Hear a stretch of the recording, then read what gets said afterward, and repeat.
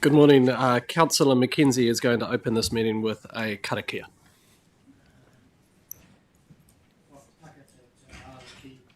Microphone. On the button. Whakatau te hao ki te uru, whakatau te hao ki te tonga, kia makinakina ki utu, kia mataratara ki tai, e aki ana te atakura, hei tio, hei huka, hei hao hu, ti hei Māori ora. Māori ora.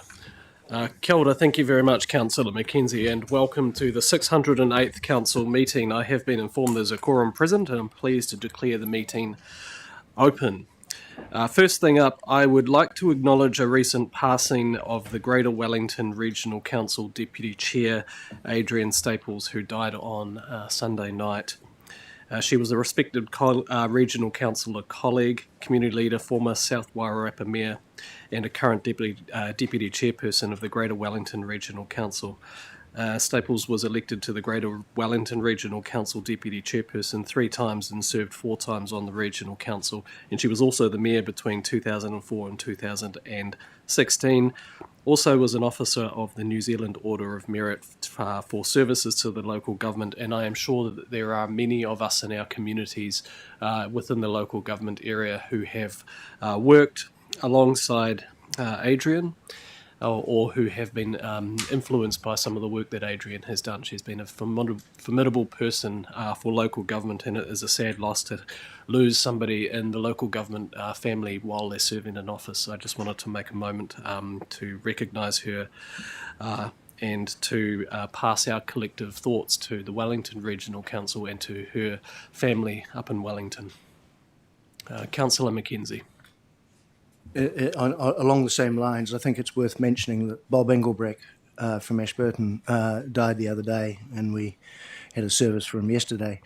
Bob, a lot of people will know, was heavily involved in irrigation development, whether you like that or not, but he was heavily involved in changing the face and productivity of the Canterbury Plains, and was an instigator in setting up Irrigation New Zealand back in the day, so he's a bit of a loss.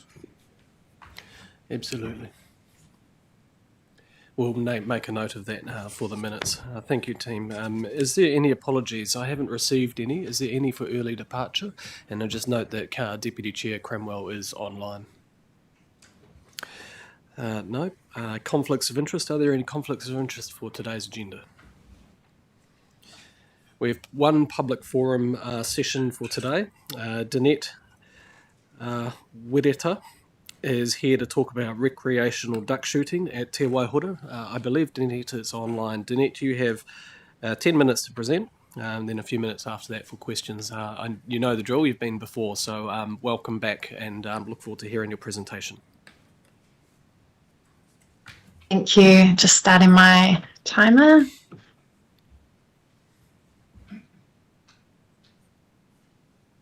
So, tēnā koutou katoa. Thank you, councillors, and thank you, Chair Swiggs, for the opportunity to speak again today and discuss some new information. So, quick recap. In March last year, we requested a ban on recreational duck shooting at Te Waihora, and while there was an agreement and some great conversation around some of the multiple points that was raised, it was recommended to discuss with other agencies.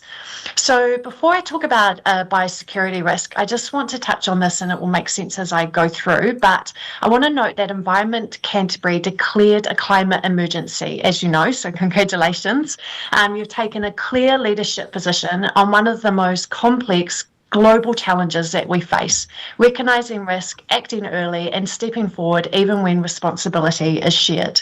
So that is the standard that you have set.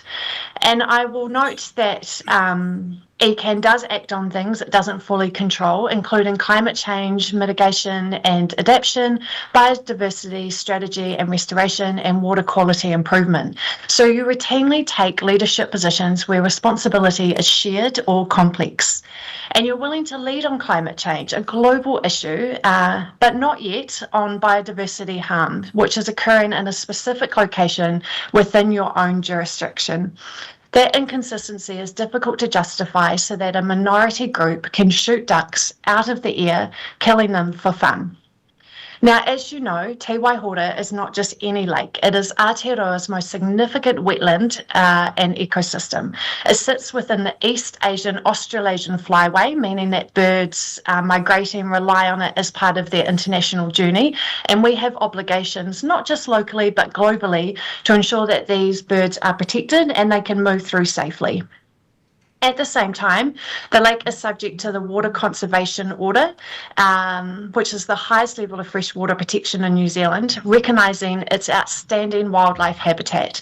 And yet within that same environment, recreational shooting occurs.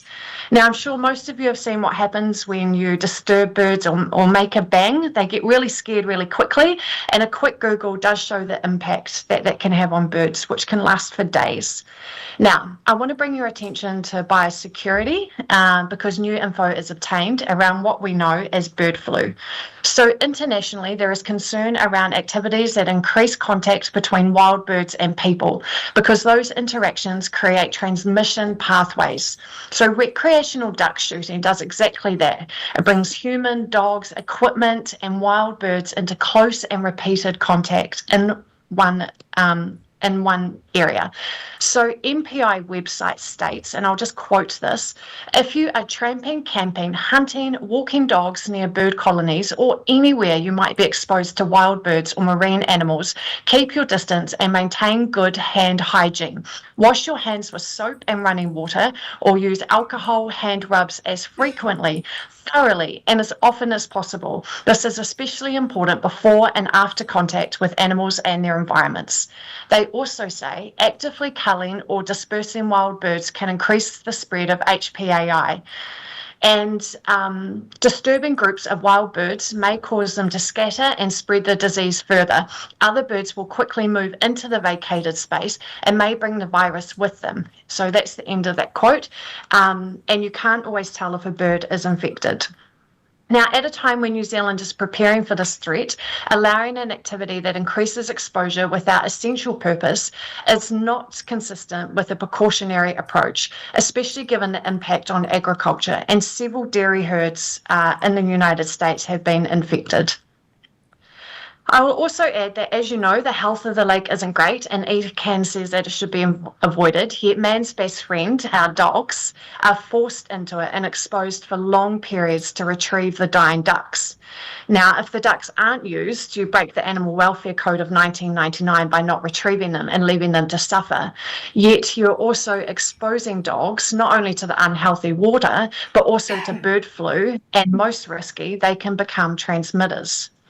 Now, Animals Saved were quoted in the press last year saying, we retrieved hundreds of plastic cartridges from the shores of Te Waihora and found empty alcohol cans inside the Mai huts. And as a side note, I did provide a photo to Council that had some native duck shot as well as some non-native in the photo from them. But my point is, this behaviour is from the same minority group that we want to disinfect all equipment, clothes, gear and vehicles as requested by MPI. Now, beyond biosecurity, when shots are fired, every bird is affected, not just the ones being targeted, but all of them.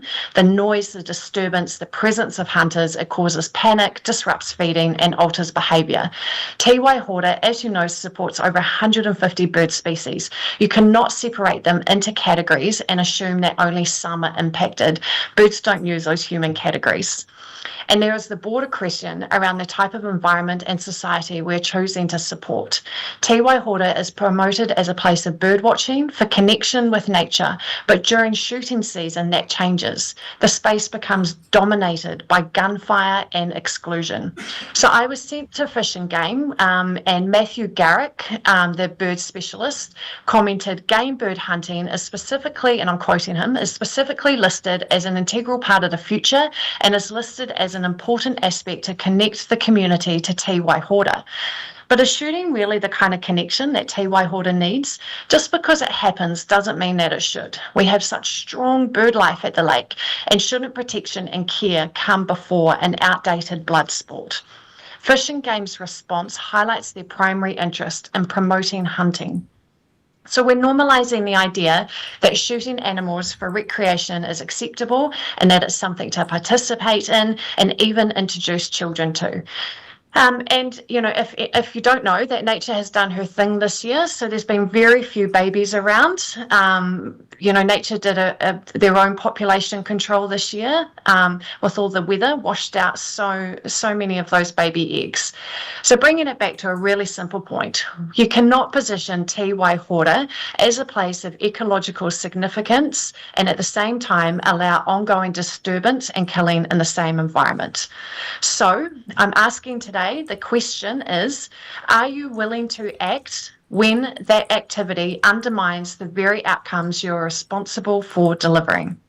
So given the increasing biodiversity risk and the Council's environmental responsibilities, I am formally asking Environment Canterbury to apply a biosecurity lens to this activity with avian influenza prep and response planning, apply a precautionary approach and implement restrictions on this activity. Failing that, exercise leadership where regulatory authority is disputed. If the Council maintains it cannot directly regulate duck shooting, then it must act as a regional leader and formally advocate for restrictions or a ban to the relevant agencies. A clear public position from ECAN is both appropriate and necessary. And I'd also recommend a formal review of impacts and obligations, assess and publicly report on whether recreational duck shooting at Te Waihora is consistent with ECAN's obligations under the RMA, the Joint Management Plan, including responsibilities to protect Indigenous biodiversity, safeguard ecosystem health, and uphold restoration outcomes. Kia ora. Thank you very much, Danette, for the presentation. I just want to ask, is that a speech that you have that you've written out, so that if you can send it into the to our secretariat, so that we can have that attached to our minutes for the record, if that's okay? Absolutely, thank you, Chair. Yeah, because you've got some specific things that you've mentioned in there that I'd like to capture appropriately. Any questions, Genevieve or Councillor Robinson? Apologies. Thanks again for coming back and putting a different light on the same, about the issues that you see at the lake. Just regarding your commentary on the low species numbers, like the eggs and young, is there research or information on that you could share? I don't have that research, but I could obtain it. I actually spend every day myself doing wildlife rescue and walking along the river here in New Brighton, and you can just notice it because I'm part of it and see it every day. We had lots of king tides with weather events that just wiped out whole populations. We just haven't had the duckling numbers, so there is some research, but I am seeing it firsthand with my own eyes. So it's been quite sad, actually, not seeing all the ducklings, but this is what happens. Mother Nature does have her own way of doing population control. Next up, I've got Councillor, I'm going to go Councillor Faulkner first and then Councillor McKenzie. Thank you for that presentation. I was just doing a quick little Google there, and most of the migratory birds are leaving in May, but the New Zealand ones, the banded dotterel and the terns, are coming in. Is there any studies on the numbers that come into Lake Te Waihora and the impact on them? Not that I'm aware of, but I did get the same information of seeing that come in around April and May. And what I thought was interesting is with climate change and the way that our climate's it's changing in the seasons, that I don't think birds are necessarily following the same months now as well. So I was quite curious to understand if they were saying some birds were leaving in April, were they still there in May, for example, because of our different seasons. So I'm quite curious about that myself. Councillor McKenzie. I was interested in the concept of hunters washing their hands with alcohol. I was wondering whether the same benefits could be had, but if they take it orally to clean out their internals at the same time. Councillor McKenzie, I don't think that's a question that needs to be answered, sorry. Councillor Davis. Oh, hi, Danelle. I'm wondering, do you have any examples of other regional councils who have successfully done sort of a banning of a wildlife area? Because I know, is it like a central government problem that we need to be feeding into? Or can you do it legally? Can you actually go and ban from a public area? Thank you. I think a really great example of this, and we spoke to last time, was Lake Pearson in Canterbury. So huge steps were taken for the crested grebe, and in 2002 it became a wildlife refuge, and ECAN even imposed a law to restrict speed, effectively offering protection from power boats and jet skis. We'll finish off with Councillor Moody. Oh, kia ora, Danette. Nice to see you again. Lovely to see you. Kia ora. Yeah, a few thoughts. I'm also a North Canterbury Fish and Game councillor as well as an ECAN councillor, and so I would suggest some native birds can be killed under the law, so that's not necessarily an issue. There's a bag limit for them. Hunting for food, bird flu is carried by wild birds into New Zealand, and Fish and Game are actually one of the first responders to help birds with bird flu in collaboration with the MPI. So I know it's counterintuitive perhaps, but people who like hunting and fishing also have a real interest in preserving the populations and health of the birds. Having people out there doing that work, being on the ground, connecting to nature is good for this, and we're restoring wetlands around the lake in partnership with DOC. So it's a different perspective to come to it, but a shared love of the birds, their population, and a desire for their well-being, and to connect people to nature that brings us around the table. Yeah, kia ora. Danette, I think that's the end of the questions. We've run out of time. Genevieve, is there one thing that you wanted to say? I just recall last time you spoke, there was mention of potential survey of doing the shoulder season, maybe week in, week out, and seeing the difference. And I'm just wondering if you've progressed anything along those lines. So you've got some evidence for your group. We haven't, unfortunately, had our volunteers free to progress with that yet, but it is something that is still top of mind for us. Thank you, Councillor. Again, thank you, Danette, for taking the time to speak to us and answering some of those questions. Really appreciate the passion that you're bringing to this, and we'll make sure that you send in what you spoke to so that we can appropriately respond to you in time. Thank you very much. Now I need a mover, so I'll ask Councillor Robinson to move. Do I have a seconder? Councillor Campbell to receive Danette's public forum. All those in favour, please say aye. Any against? That's carried. Thank you, Danette. So we're moving right on to deputations. There are no deputations that have been received. There's no petitions that I have received, and I haven't been informed of any extraordinary or urgent business, and I haven't received any notices of motion. So moving right into item 7.1, which is on page 5 of your agenda, pages 2 to 39 of the separately circulated attachments. Are there any matters of accuracy relating to the minutes of the meeting for 25th of March 2026? Councillor Mackay. Just one. Yes. It says in there that I left, it's page 7 of the separately circulated agenda, where it said that Megan Mackay left the meeting at 12:40 and the meeting went into recess at 12:40. So I didn't leave before the recess, so I just wanted that noted. We went into recess. When we have a recess break and someone doesn't come back immediately when we reconvene, Right. Officially you left at the recess. So that's why we have that recess that left before the recess, and then you will come back 5 minutes or... I think it was 2 minutes. Yep. Yeah. Okay, got it. Fine then. You're Thank comfortable you. with that, Councillor sure. Mackay? Okay. Excellent. Good spotting though. Any other matters in this? All right, we'll get the resolution on the screen. May I have a mover for those? Councillor Davis, a seconder. Councillor Robinson. All those in favour, please say aye.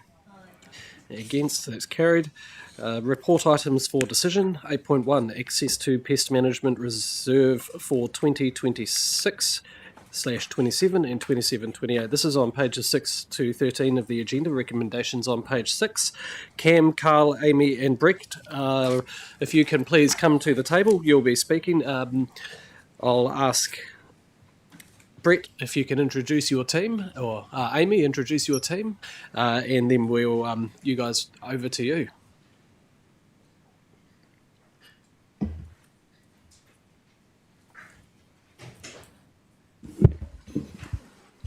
Amy, your floor is Morning, yours. councillors, and for those watching on the live stream, tēnā koutou katoa, ko Amy Ellison aho, kei te rangatira rautaki aho, e mahi ana nō reira tēnā tātou katoa. Good morning, everyone. Please, you'll note we have a full bench, both strategy and operations here to brief you. We previously briefed you all in February, and really pleased to bring this report to Council seeking approval to release funding for the Pest Management Reserve. We're keen to accelerate wallaby containment for over the next 2 financial years. My team, or our teams, will obviously present the full paper to you, but I wanted to draw your attention that it is our view that this is critical work and demonstrates the important pest management role that the Regional Council plays, bringing both regional, local and national benefits. Also key is that this demonstrates a wise use of ratepayer money. This funding has already been collected from our constituents, for your constituents, and our ratepayers. It is already in our accounts, and it is purely for the purpose of pest management. So we're seeking to use this funding to reduce the longer term pest management costs. So we would say that it's really a spend to save. It also presents an opportunity to further strengthen our partnership, our approach, our connection, both with the community, with our partners, with industry players, and this presents greater value for money. It provides a better opportunity for local solutions for local problems. That is where you get the long-term behaviour change. That is where you build in greater connections with agencies walking arm in arm versus being working in isolation. So it's got a really good effectiveness and efficiency argument. So that's all I'd like to say, but I'll pass over to my colleagues to take you through to the paper. Thank you, Amy, and good morning. As noted, this paper is seeking release of the Pest Management Reserve funding. The reserve currently sits at $3 million, well above the $1 million target, and staff recommend using up to $2 million of this reserve. If approved, this funding will be used to strengthen wallaby containment in South Canterbury and prevent further spread beyond the current management area. A decision on this is being sought now so that any lift in operations can be reflected in the Council's 2026 and 27 annual plan. I'd like to cover why wallabies are a priority for investment. Staff consider that additional investment in wallaby containment provides significant strategic value, as wallabies present one of the most immediate and scalable biosecurity risks in the region. Local, national and international pest management experience shows early intervention reduces the likelihood of spread and avoids significantly higher long-term control costs. Investing in further wallaby containment up front and protecting this through ongoing maintenance will result in a significant reduction on future funding needs due to the reduction of breeding populations spreading beyond their containment area boundaries. This investment would also sustain the gains achieved through the Tipu Matoro National Wallaby Eradication Program and further demonstrate the contribution that the Canterbury Regional Council makes to this national pest problem. In developing this advice, staff considered a number of approaches for how best to use this reserve funding. This includes spreading investment across multiple pest programs. However, delivery across a range of pest programs creates risks, spreading council activities too thin, and then being unable to maintain the gains associated with a boost in funding across multiple pests. As a result, accelerating wallaby containment is the preferred investment approach from staff. As part of this approach, staff will work closely with existing stakeholder groups, with our key partners, such as, and this includes the Regional Coordination Group, key government agencies, and we're also exploring work with other groups to support delivery, such as young farmers. Before I close, and as reflected in the report's recommendation, I want to give assurance that the approach outlined in the report is consistent with the Council's reserve funds policy and has no impact on proposed levels of rates for 26-27 and 2027-28. Thank you. Anything else from opside? Okay, so straight into questions. Is there anybody got questions? I understand, Councillor Moody, you've got a number of questions. Do you want to raise those now or ask those now, if they haven't been answered already? Okay, sure. Thanks, Chair. Yep, so 3 questions. And thanks for looking into spreading the money across different pests, and I accept your recommendation that wallabies are a good investment. Thanks for doing that work. So question 1, to clarify, is there an ECAN rule requiring landowners to control wallaby numbers on their property? And if so, which act or bylaw does it sit within? Through the Chair, Councillor Moody, there is a rule. It sits within the Canterbury Regional Pest Management Plan. It requires landowners to meet Guildford Level 3 in the scale within the containment area. Okay, thank you. And so in this program, before us proposed work program, is there funding allocated within the 2 million for ensuring that that's happening, that we're getting that private landowner investment on their land to comply with that rule, therefore leveraging greater work being done on the ground, more wallaby control? Is there funding there for that compliance officer ECAN work? Through the Chair, there is funding available through rates for that work in terms of compliance activities that we undertake. I wonder if it's actually worth me stepping back a little bit though to give a little bit of context to the questions, just noting some of the recent conversations. So in terms of the way we've undertaken we have a number of tools in our bag that we can use when it comes to managing pests. And in the wallaby space, we were obviously lucky enough through one of the good things that came out of COVID was Jobs for Nature, and we were able to get quite a significant amount of funding, which enabled us to increase the work we were delivering in the wallaby space. Through that increased funding, we looked at the tools we had available, and we looked at what the best strategic approach was to reduce wallaby numbers. And that's seen us move away from using the compliance tool in terms of making sure that people within the containment zone were necessarily doing what they had to do, and focusing more on how we brought wallabies back in from those wallabies that existed outside the containment area back into the containment area. Where we're at the moment, as we've evolved, of course, is we've now got those numbers down outside the containment area, and we're at a point in time where it's time for us to pick that tool back up and start to look at using compliance as a part of our engagement with landowners within the containment area, if that's useful.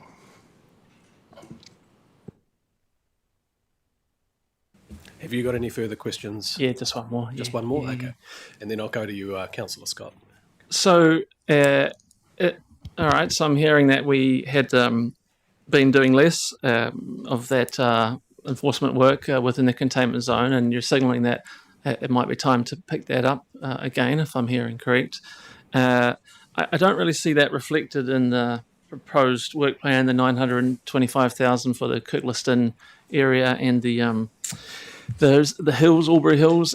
So am I missing something? I'd feel more comfortable if it was reflected there, so we knew we were using the full range of tools available to us to get the job done. At the moment, it talks about us doing the pest control, using the ratepayer money from across the region to kill wallabies, but it doesn't. And it talks about engagement, but nowhere there does it have the word compliance, and that's my concern, is that I want to see a balanced approach. Can it be put in there, or or how do we rectify that? Through the chair, it is sort of silent, but touched on briefly in paragraph 17, the fourth bullet point, where we talk to support surveillance, monitoring landowner engagement required to sustain containment gains and protect the investment made to date through the national program. Compliance is one of those tools that we will be looking to use as we move into this next stage to protect that investment to date. And it is a little bit silent there, but it is something that we will be picking back up. On doing our job as a regulator, ensuring that our rules are enforced. Thank you. So you're giving that assurance that the councillor's question will be happening in the work program? Yes, we are. Yep. Excellent. Councillor Scott. Yeah, thank you. And firstly, thanks to Strategy Manager or Tier 2, Amy, and also Brett, for bringing us to this stage with this paper. That's really good, and I liked what you said: local solutions, local problems, and I think that's relevant here. My concern, I guess, is not as direct as what your concern is, Councillor Moody, but it is a concern that we had the containment area. We put a fence up. We've got an explosion of wallabies in some places in the containment area, and it seems that even though we have rules in our regional management plan, like the Guildford scale and those sorts of things, that we're not really winning here, and therefore we need to be a bit more intense. And I think Wallaby Board, everyone said, I should have a bloody Wallaby Board. That's the thing that works. So I'm thinking about this. So my question to both of you is this. I think something like this needs some oversight and some governance oversight, and it needs some community involvement, local solutions, local problems. So have you given that any thought at all about how we go about that? Because this is the jump-off point for the targeted rate and the self-supporting thing through time, because we know that last wallaby costs a lot of money, like $100,000 to get a wallaby. So this isn't going to end. This is going to go on for 30, 40, 50, 60 years. So I'm concerned that, as probably Councillor Moody is, that if we chuck $2 million at this, we're not just chucking it at it. And we've had programs before here where it costs you $1.20 to get $1 out the door. And I'm really keen on getting $1 out the door to do $1 worth of value. So that's a long-winded question, but that's my question and my concern also.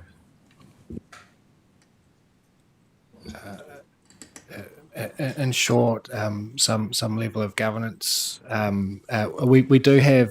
You'll be well aware that we have a level of governance. It's probably not right as we shift into this next stage. We obviously have we're looking at.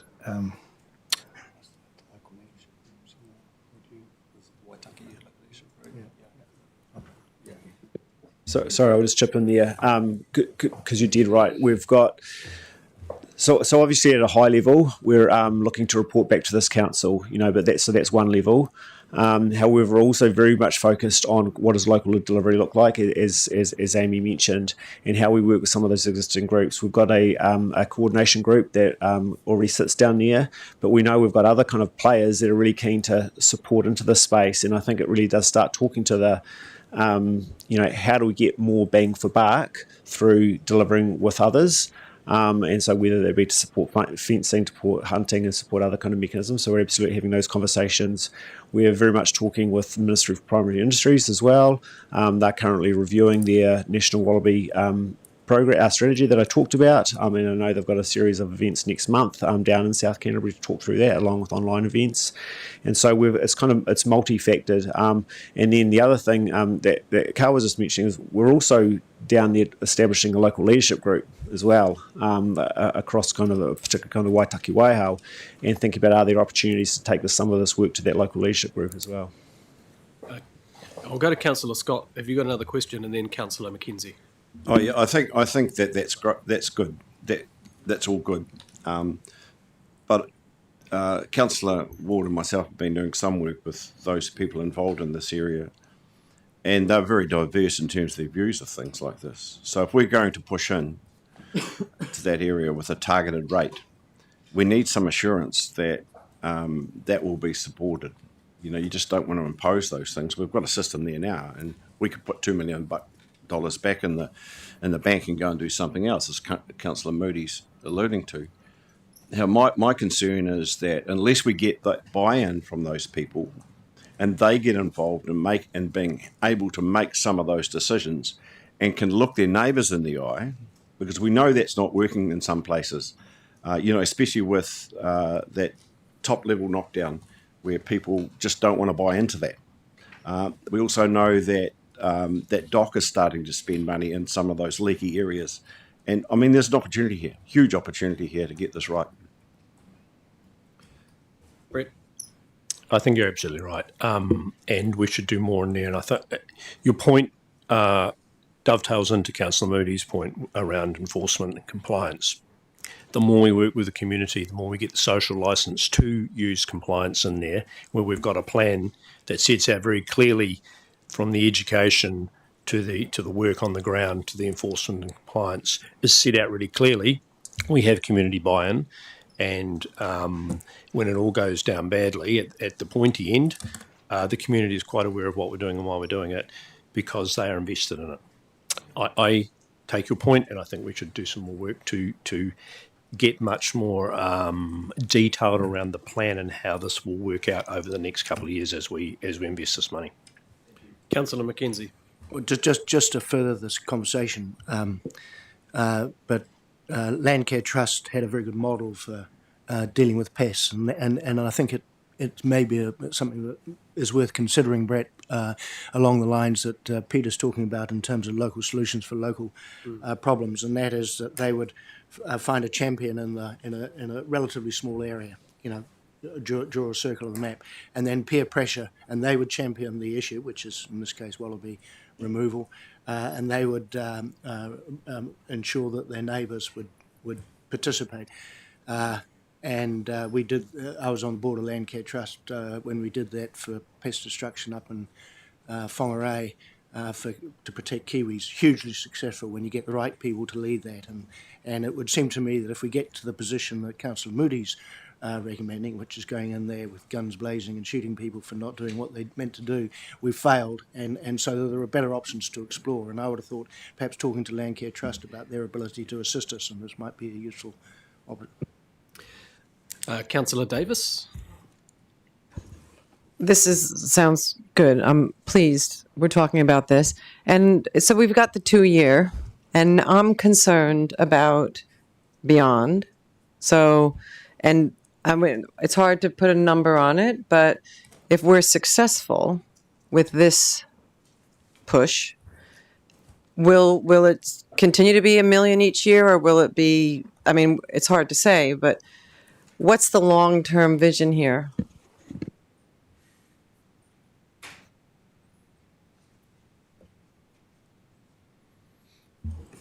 Through you, Chair. So, absolutely, we know this is for the next 2 financial years, but we're also very conscious that there's a long-term plan coming up in which you'll kind of set an approach across the organisation, but particularly for things such as this, around what does that look like into the future. We know across a number of our pests, you think about wild and conifers as well, what does sustainable long-term funding look like to make sure that when we do boost investment, we can then absolutely kind of protect it. So that advice will come to you. Also, just to add that this money is an and, so we already have a level of expenditure across our general pest management plan, that is also being reviewed, and we'll be making different decisions on what the allocations are for our basic level of delivery. I think the best way to also argue for a targeted rate or an increased rate or long-term additional expenditure is to have some facts, and so almost piloting a boost. As I said, this is an and, not an instead of, and how we actually allocate additional funding to what we're already doing to then advocate for that increased level. So underneath all of this is also a mechanism to build greater partnership and greater connection. So we'll have some data, and then for the longer term, in a year or so, we would propose to come back and present our findings, and then that would inform our proposal. If I can just add to what Amy was saying, we've had Manaaki Whenua put together a little bit of a long-term strategy in terms of what we could be doing within the containment zone, and it has some really indicative figures, and there's a lot of assumptions based on those figures. So we've got a little bit of some of the, we could take these actions. We've got a little bit of a vision there, and we've also, of course, got the RPMP review coming up, and that becomes a part of it too when we talk about what triggers or levels for compliance should we be putting in place. Is Guildford level 3, for example, correct? Should we be doing Guildford level 2? The lower population levels you can put in place, then the less funding is required in terms of maintaining those populations levels, and the more chance you have of actually getting to a place where somewhere in the far, far away future we might be able to eradicate wallabies. So there is thinking beyond this 2 years. Going to ask, is the goal 0 ultimately? I think that's a really big lofty goal of 0. I think it will take us, the BHAG is 0. That's Councillor Gerard and then Councillor Faulkner.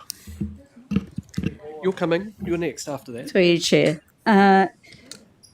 This is more a general question, the long-term planning, our annual plan. It's about reserves. Should we actually increase that level of reserve from, say, 1 million to 2 million, say?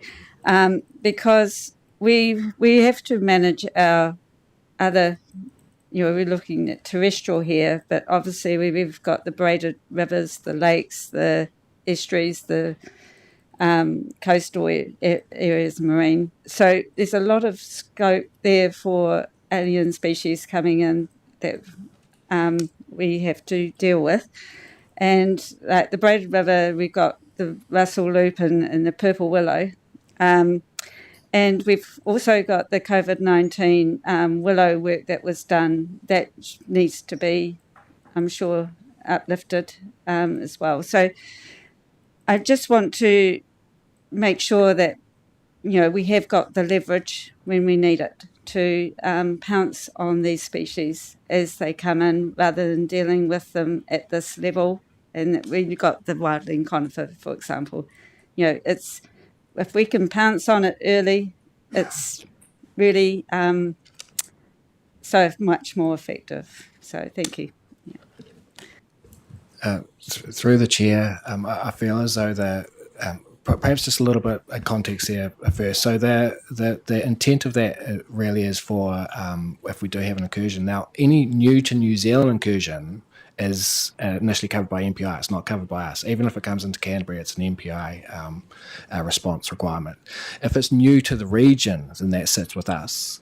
Now, we have a pretty good idea of what's going on around our region because we work very closely with our other regional councils. Based on those bits of context, I'd say that as it stands today, it's probably an appropriate level. Thank you. Cam? Yeah, and I'll just add to that.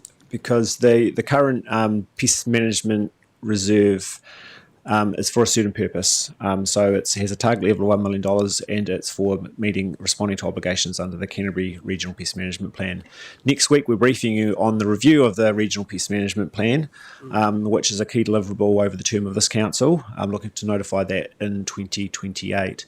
And so there's that going on. We also have an LTP coming up, but there's also a question about that particular policy and the pest management reserve, and the kind of the boundaries for it as well. Could be a conversation about whether it still is focused on meeting obligations under the RPMP, or whether there might be kind of broader, like responding to any kind of invasion that sits within our kind of remit. So there is a lot of conversation there.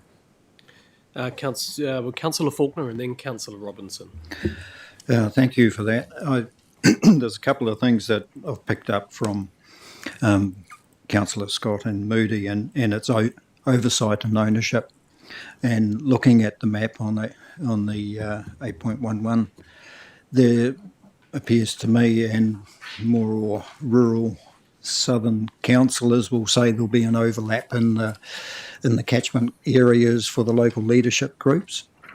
And what I see is a opportunity for those local leaderships to take some ownership and oversight on an issue that is straight away in front of them.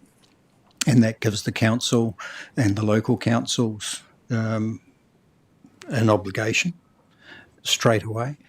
And I would almost say that I would recommend another recommendation, and instead of 5, have 6 recommendations, similar to the one that was put on the 25th of March over the SCAR funding, that catchment groups, local leadership groups, tied into this. So they do have that commitment.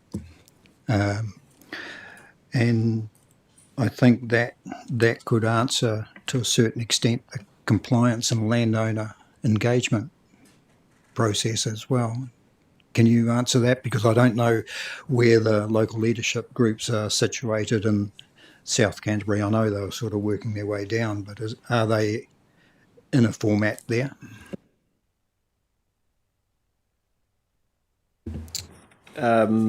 Through you, Chair, the work, we're absolutely having the conversations around establishing the local leadership groups, and well, particularly for the Waitaki Waihau. For the OTOP, it's been a little bit slower.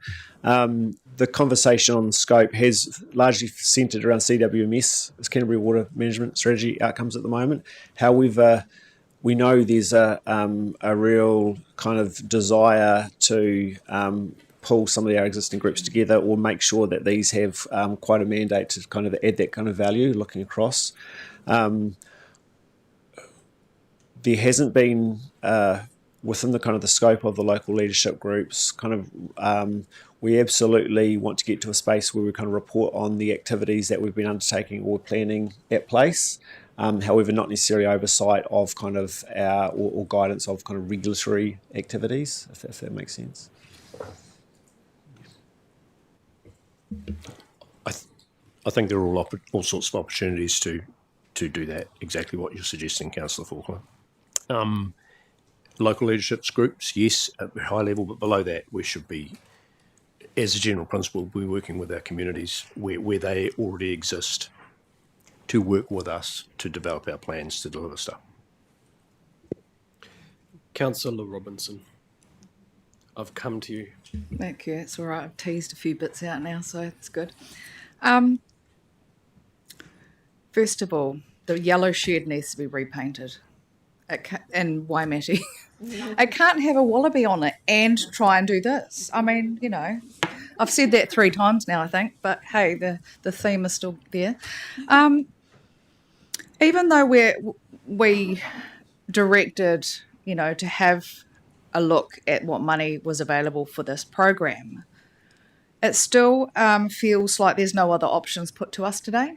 And I think that is a little bit, doesn't sit quite right with me. And even though I do identify, you know, the issues with wallabies, the pest funding is still open for other particular things. So whether or not the Wallaby program is the best intention, I've got nothing to compare it by. And I know you've done your background. I haven't seen it. So I can't sit here and feel comfortable saying that the Wallaby program is what I want it to go to, and neither can the public. So that's general rates, 50%. Doesn't sit right with me saying yes today when the review's coming up. I personally would like to let it sit until that review because it's not very far away. And, I just want to note that it's not absolutely urgent, but the uncomfortable feeling is genuine. And so I'm wondering if that has been considered, sitting on the table until the review. That's my first part of the question. Through Chair, sorry, just to confirm, you talking about the review of the Regional Pest Management Plan. So we anticipate this reserve will continue to increase in funding. However, the Regional Pest Management Plan won't be made operative or notified until 2028. But also, I guess as we've put forward in the paper, there really is the advantages of acting now and saving money, essentially over the long term. And the earlier we take action, the more savings there will be down the track. It's just that there's a lot of species on that list, and we've got more that we want to add to it at some point. And so identifying wallabies as the main target here, and I can understand we did give direction to find that out, but this is the only option we've got today. It just doesn't feel quite right for me. The question I have is with regards to the $14 million from the National Wallaby Eradication Program. Now, it does say it's been contributed through the national program. Is that directly to the region? We got $14 million, or is that a national program that we get a proportion of? Through the chair, through the national program over the last 6 years, Environment Canterbury has received $13.78 million. Okay, so, and we've spent it all? Through the chair, correct.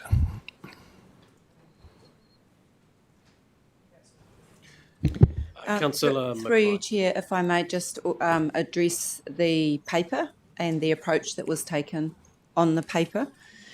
A couple of things would be useful to point out. So I absolutely take your point in terms of the wallabies vis-a-vis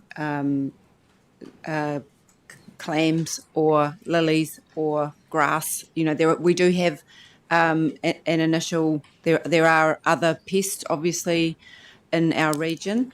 Again, just wanted to make clear that this money is an and it's a now, because we haven't, it can easily use the $2 million additional to all the other expenditure that we already have. And over time, that will, of course, build up. So this won't be the last time that we will come back to you to spend the additional money in the reserve. Literally, the reserve occurs because there are overs and unders from our plan, and the policy is $1 million, and it has grown to $3 million over time. So so there is that. It is about now and connecting more closely with our partners, because they're also setting their plans going forward. And the other thing is there are some alternatives in the body of the paper, but the recommendations are in effect a do or do not. So do or delay.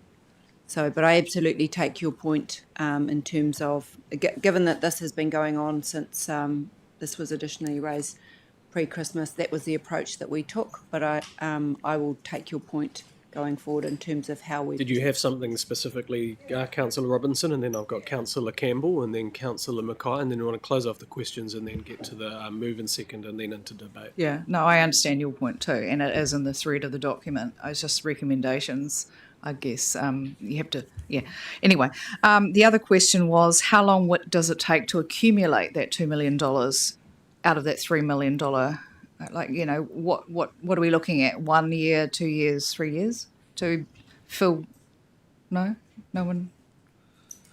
Through the chair, there isn't a set period of time. It really just depends on how we work in a given year and what the underspend or overspend is in that general year. So it could be 2 years, it could be 10 years. It depends on what we're able to deliver within the obstacles that we encounter in a given year. Councillor Campbell. My initial question about the need to integrate compliance monitoring and enforcement has pretty much been answered. And what I have is not so much a question as a statement that I think when you have a pot of money, it's best to look at how to effectively make a difference with that pot of money. And I agree wholeheartedly with not spreading it so thin that you don't make a real difference. And I also agree that wallabies are probably, along with wild pines, two of the most significant landscape issues that we have in Canterbury. So I'm all in favour of the go hard approach, and I think that when these reserves do build up, it's a very wise thing to look at where's a big problem we can make a real difference in. Let's do that. So I'm in favour of this. So Councillor Campbell has done her debate. We'll note that for when we've got it moved and seconded. I think I've got one question from Councillor Mackay, and then I have Councillor Scott that wants to move this and Councillor Ward that wants to second it. So we'll go in that order. Thanks very much. Through you, Chair. Should this recommendation not get passed today, we still finish up with 3 million in our reserves. Is it a decision that council could make in the annual plan that we basically use 2 million of that and offset that against our collection? Given that initially it was suggested that this was a pest management reserve targeted from rural ratepayers, but the paper does suggest that the pest management reserve has come from both general and rural, which is our 100% of our ratepayers rather than just our very small percentage of rural ratepayers.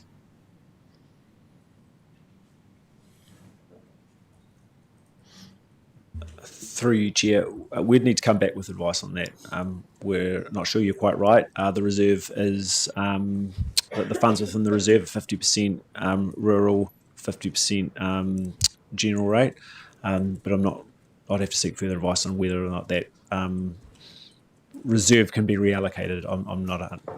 I'm meaning not reallocated generally. I'm talking about reducing the amount that we would require for the BAU that we are looking to put in our current 26-27.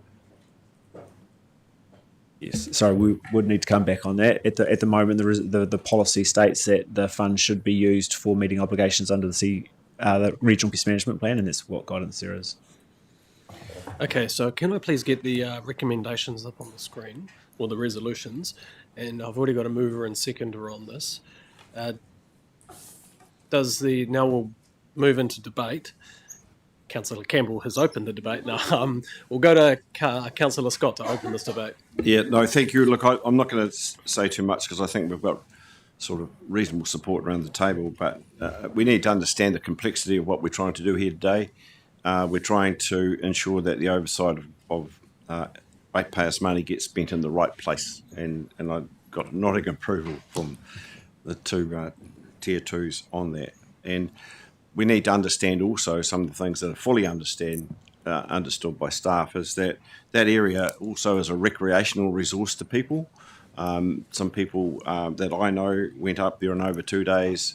He and his 18-year-old daughter shot 160 on one day and 40 the next day, just going up to the hut where they were staying. So there's 200 wallabies they shot in 2 days. And it's a food source also, so a lot of wallabies that are recovered go to pet food. And wallaby pie, if you want one, maybe they used to do it in Waimo, but I don't think they do it anymore. But ultimately it's a pest. It's destructive. We haven't got a concerted effort between Doc, Linz and ourselves. And if you look at the map, it take a long time to walk from one end of it to the other, up the Hunters and others. So the coordination of that needs people that have got some influence in those areas. And so you can't just drop someone in the middle of it and say, I'm going to take care of the whole thing. So the local knowledge and the influence that actually Ian alluded to, I think is important. So thank you, Chair. Team, you can step back from the table now. My apologies for not doing that before the debate. Councillor Ward, do you want to have something to say? And then Councillor Mackenzie. Firstly, to the staff, thanks for bringing this to us and potentially maybe allowing this to happen. This is one way of accelerating wallaby control over the next few years. And, living in this area, you only need to see how the wallabies and the wildings can quickly get out of control when we don't invest the capital. We must show wise use of ratepayers' money, and I believe we are doing this with this fund, and it will be through ratepayer money will be the money will be put back into reserves. We need to get a huge knockdown and not a band-aid approach, and that's why we need a fund of this sort of size. And I believe $1 spent now is $10 saved later on. And it's extremely urgent. We must act now, not in a year's time. A team approach with farmers, Linz, stock, industry, and the regional council is needed, and to control the outline and spread to reduce numbers. I believe it's got long-term gains, and as over my last 3.5 years as a councillor, I've been up in the air a few times with ministers from Wellington, and I've seen the huge infestations on some of these hills. The hills are just moving. There's not 1 or 2 per hectare. There's 1 or 200. And what Peter has just said before about how many wallabies 2 people can shoot in a couple of days just proves that point. And if we don't step on it, it's just going to be like the wild and pine thing. It's just going to go backwards. And I mean, we have the backing of the run holders and the landowners currently in South Canterbury and the wider community, because they want to get on top of this as well. And they are in a position at the moment. They've had a couple of good years farming wise to have a targeted rate going forward. So that's why I'm hugely in favour of this motion, and I encourage other councillors to give it really good thought as well. Councillor Mackenzie. Look, just Councillor Ward and Scott have clearly articulated the requirement to get on with this. I thought Councillor Campbell's comments were particularly intelligent and pertinent, and I agree with what she says, and that is this is about how we spend the money. We can be more effective in the way we do this wallaby control.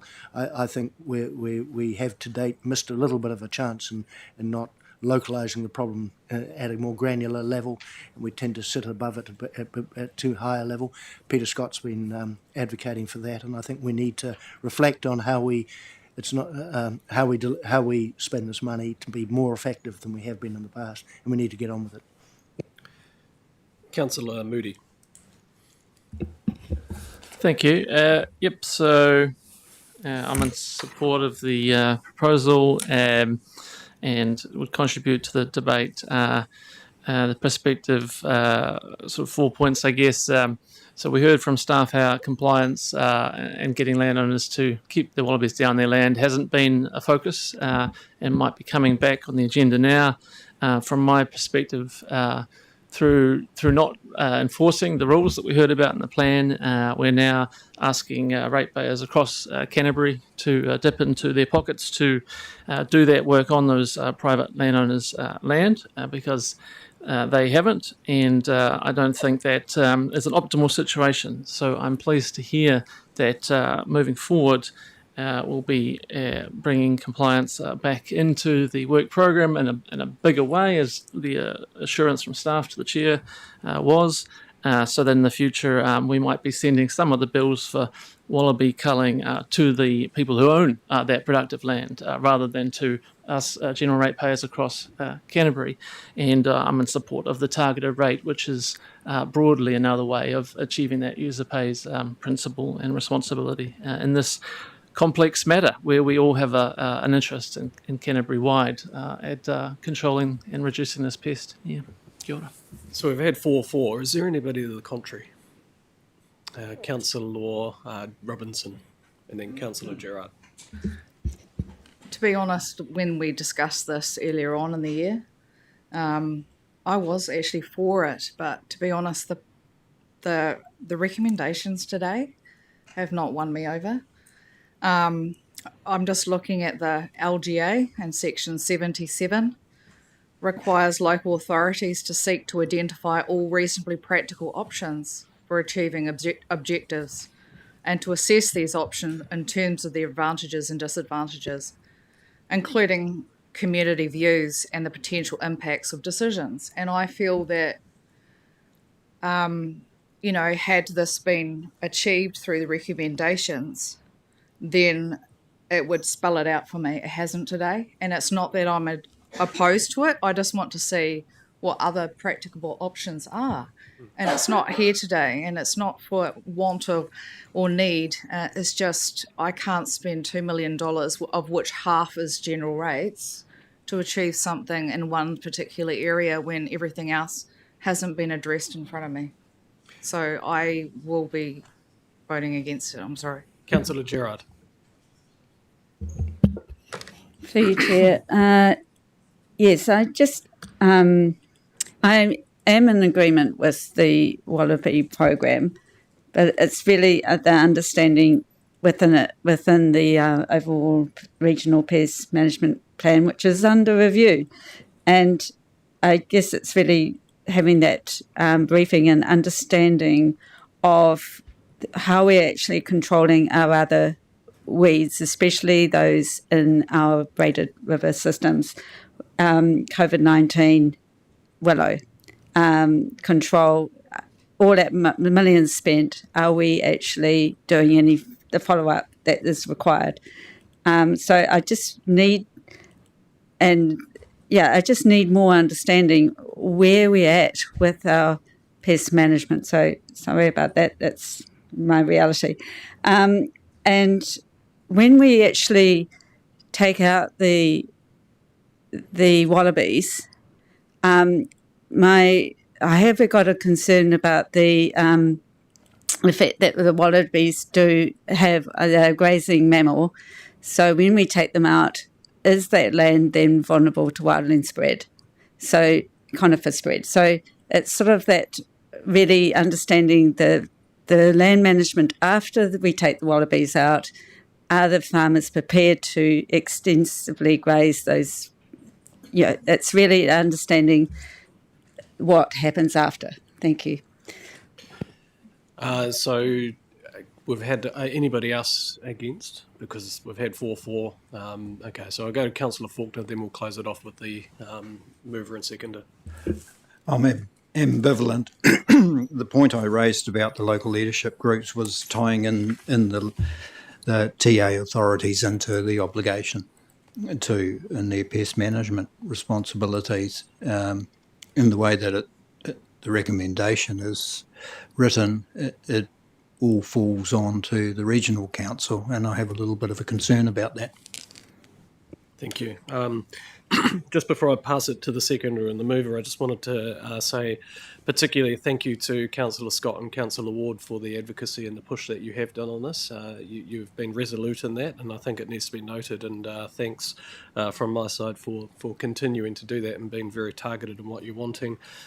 Councillor Robinson, on this front of this options in the background paper, so it is something that I picked up on as well, and we did write it down before you mentioned that, because I do think that we can do these papers better, and I think that that is definitely something we will take back, because that's a good piece of feedback, and you'll notice that it is starting to permeate through some of the papers, the options, and I think there's just an upskilling that we can all do to make sure that we're getting those options when we come to us. So that will happen, and appreciate those comments as well. And I did hear something from Councillor Davies, I think might have talked about it, in the simplification for local government proposals. Absolutely recognise where the funding on these things is going, coming from, and supporting, but from a regional point of view, these have regional benefits, and they also have benefits to cross-regional boundaries, so for Otago as well, because they don't want them to go down there, otherwise they'll be having these conversations. So I'm really in support of this, and I think really, again, thank you to Councillor Scott and Ward for your advocacy on this. Councillor Ward, do you have anything else you want to add before I pass to Councillor Scott? Councillor Scott, and I know where you're going to go. Look, Councillor Davies has been chipping away here. Yeah, whole debate about unitaries and things like that, and that's what we're getting in now. You know, no, it's not joking. But thanks to everyone actually, because it's been pretty well stated by individuals what their position is, and so we fully understand what we're getting in for, and that, I guess, that was the purpose at the start. Council should understand their commitment with a significant amount of money that this is to achieve something, and now we need to achieve it. You know, I'm not happy that we let dollars go out the door until we're absolutely satisfied. When the chief executive comes back to us with the program that we're going to put forward, that's when we can say, hey, we need more direction, or we need more control, whatever we need. So thanks, Chair. Thank you. So all those in favour, please say aye. Aye. All those against? Councillor Robinson, can I please have that recorded? And abstain from Councillor Faulkner. That's carried. Congratulations. 8.2, Central Business District Land Holdings. This is on pages 14 to 19 of the agenda. Recommendations on 14 and 15. Giles Southwell, Director of Corporate and Public Transport Services, will introduce this report. Giles, over to you. Thank you, Chair. I'll take the paper as read, but probably helpful if I give a bit of background, particularly for new councillors, in relation to the paper, and probably easiest to use, I think it's page 19 in the pack, which is the map. So that's a map of the block around Chewham Street. There's various blocks that have been coloured in. The land that is coloured in was purchased by the council over the period 2018 to 2020 for a number of reasons, to prepare for any expansion in the footprint of the council as it potentially continued to grow, also potentially to control any future development in and around the head office of the regional council, and also to explore the opportunity to utilise the opportunity to work with others to bring the voluntary sector and the private sector together with the public sector in relation to progressing environmental, agricultural research for the benefit of not only Waitaha and the wider country.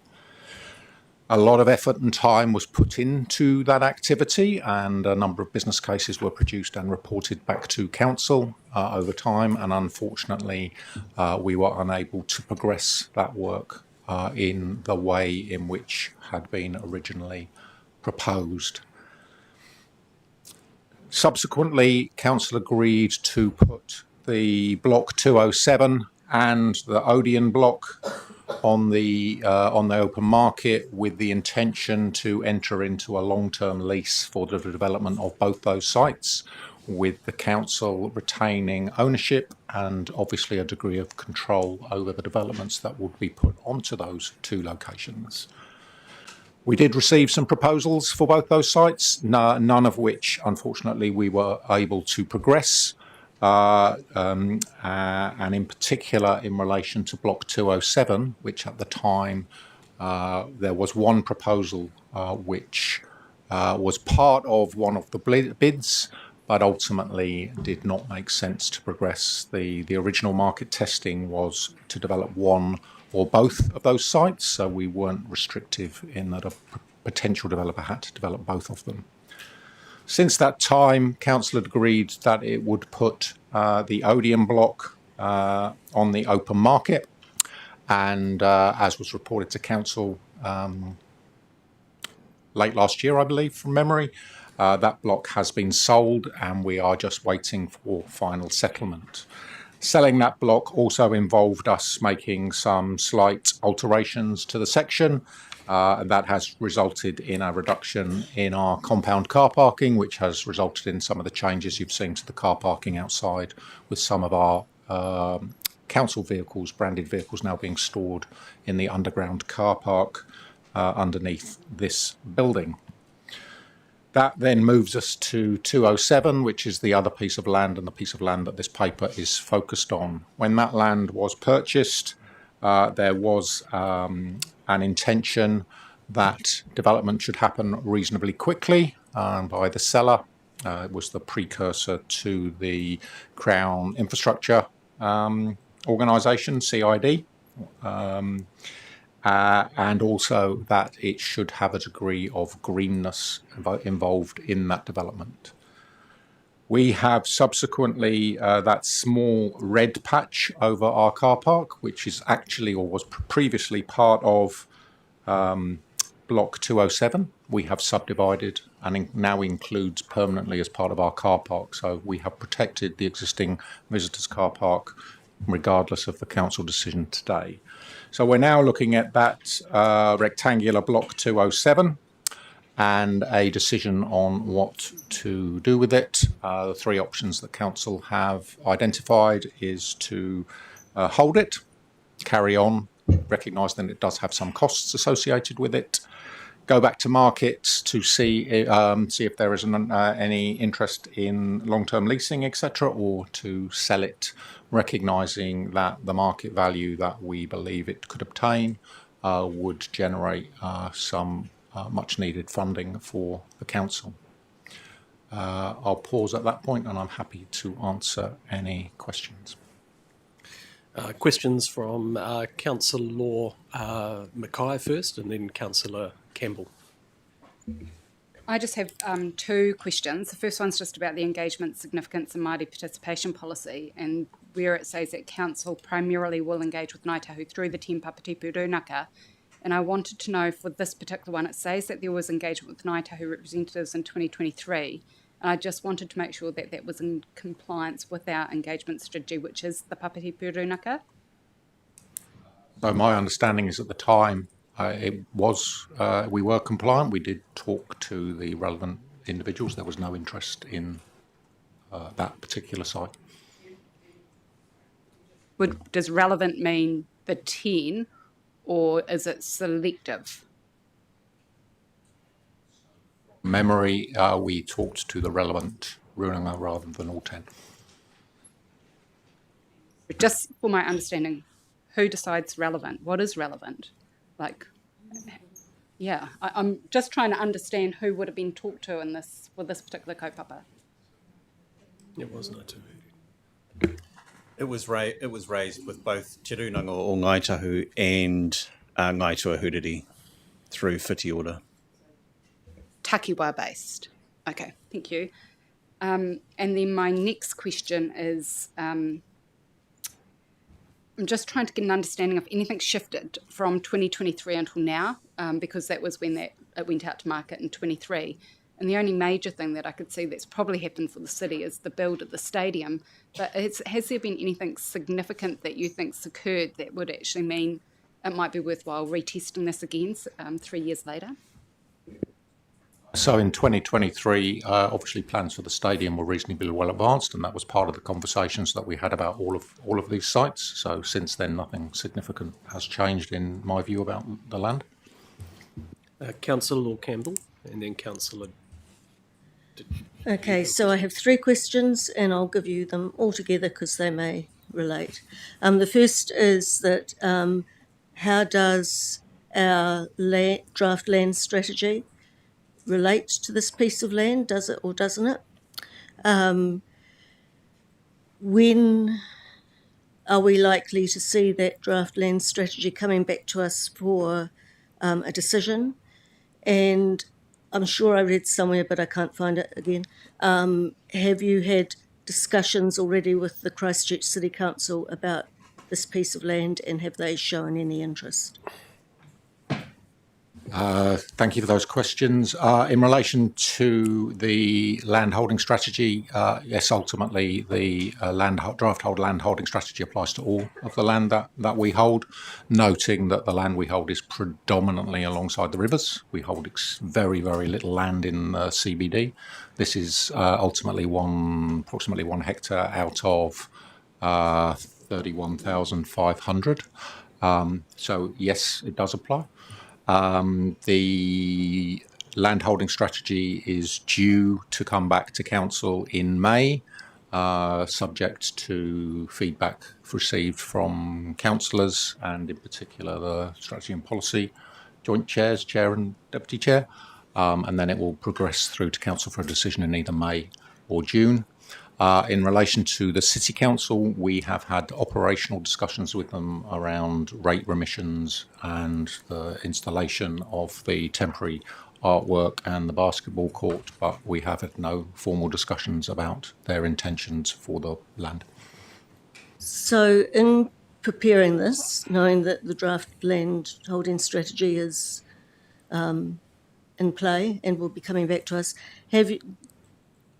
did that form any of your decision making in deciding that this land is surplus to requirements?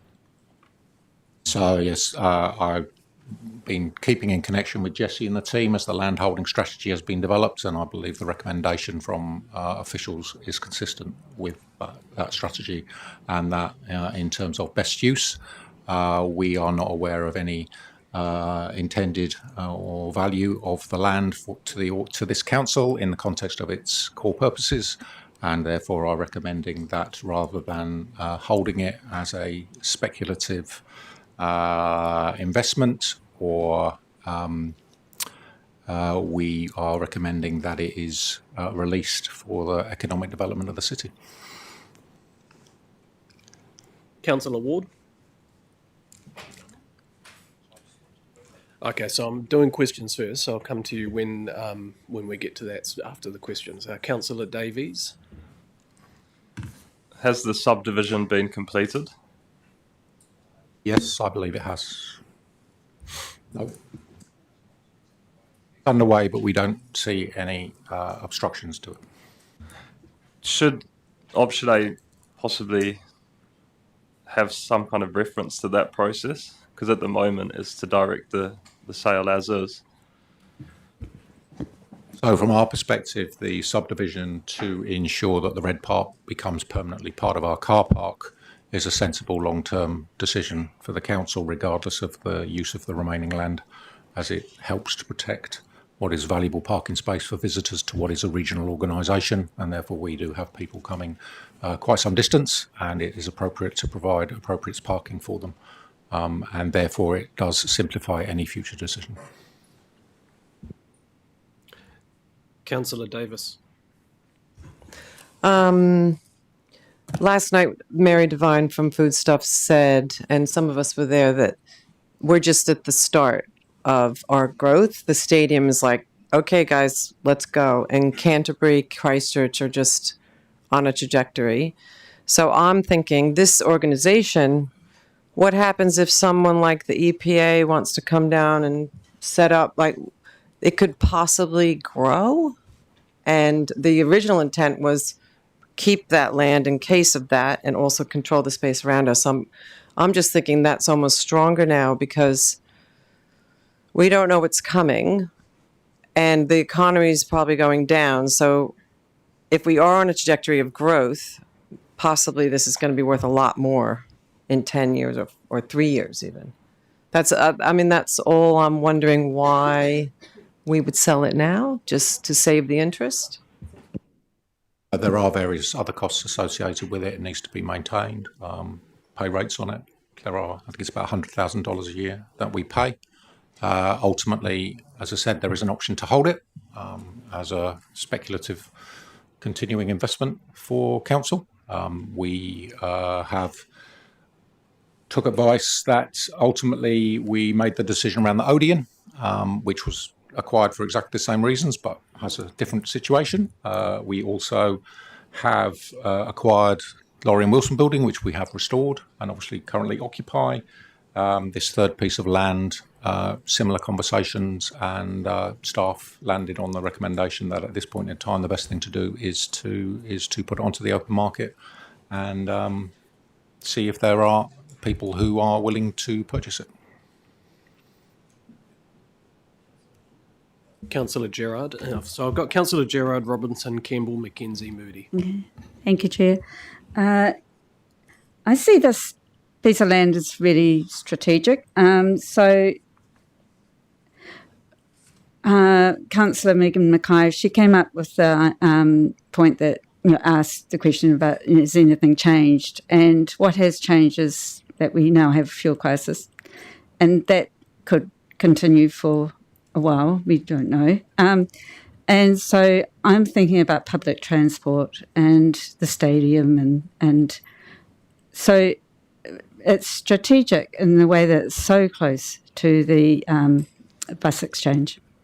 And people don't take the bus, they'd rather take their car, because when they get into town, they then have to get to their destination, wherever it is. So if we could have a rental cars and bicycles and active transport available for people in that site, then they can get to their destination. That could help our public transport services. So I see it, and there's lots of other ideas I have about that site for the community that live there, here, and our visitors and the people who work in Central Christchurch. So I think we need to explore that idea, the uses for that site more than just flick it on. So that's my view.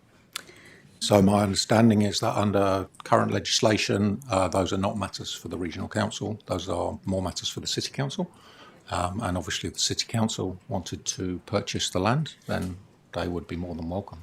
But it would have to be at a fair market price. And under the district plan, I think you have to have active frontage on there anyway. Councillor Gerard, have you got a further question? Okay, Councillor Robinson, and then do you have a question? Okay, yeah. Councillor Robinson. Just wondering, if we did put it to market and it failed, what would it ultimately cost us in marketing it and putting it out there?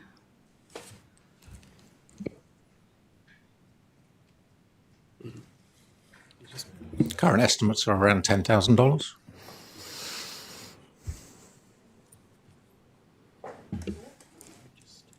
Councillor Campbell. This is a procedural question as much as anything else. Given that we've heard that our land strategy will be coming back to us next month, would it be wise to let this lie on the table until we've discussed and adopted our land strategy and bring it back after that? Because a lot of the discussions, a lot of the comments that are happening around here, whether I agree with them or not, seem to be about this is strategic, this isn't strategic. And at the moment we don't have anything to measure it against, whereas we might have a better and more focused conversation once we have discussed and adopted whatever our land strategy ends up being, and we're not delaying it by a huge amount. We're not delaying it by a year. We're just looking at 1 or 2 months. So in the context of another paper that is on council agenda, I would suggest that, as we've done over the last 2 years with the development of the land strategy, we have continued to make decisions in parallel to the ongoing development. I don't think, or I'm confident that this paper and recommendation is consistent with the land strategy, as is the other paper that you have on the agenda today. and that you can proceed in confidence that those decisions, if supported, are consistent with the land strategy that we have, that has been drafted, assuming you approve it as currently constructed. I'm just, my point is more about the councillors around the table who are wanting to discuss various issues, whether that be a more productive and informative discussion once the land strategy has been adopted, as then that's where I'm coming from.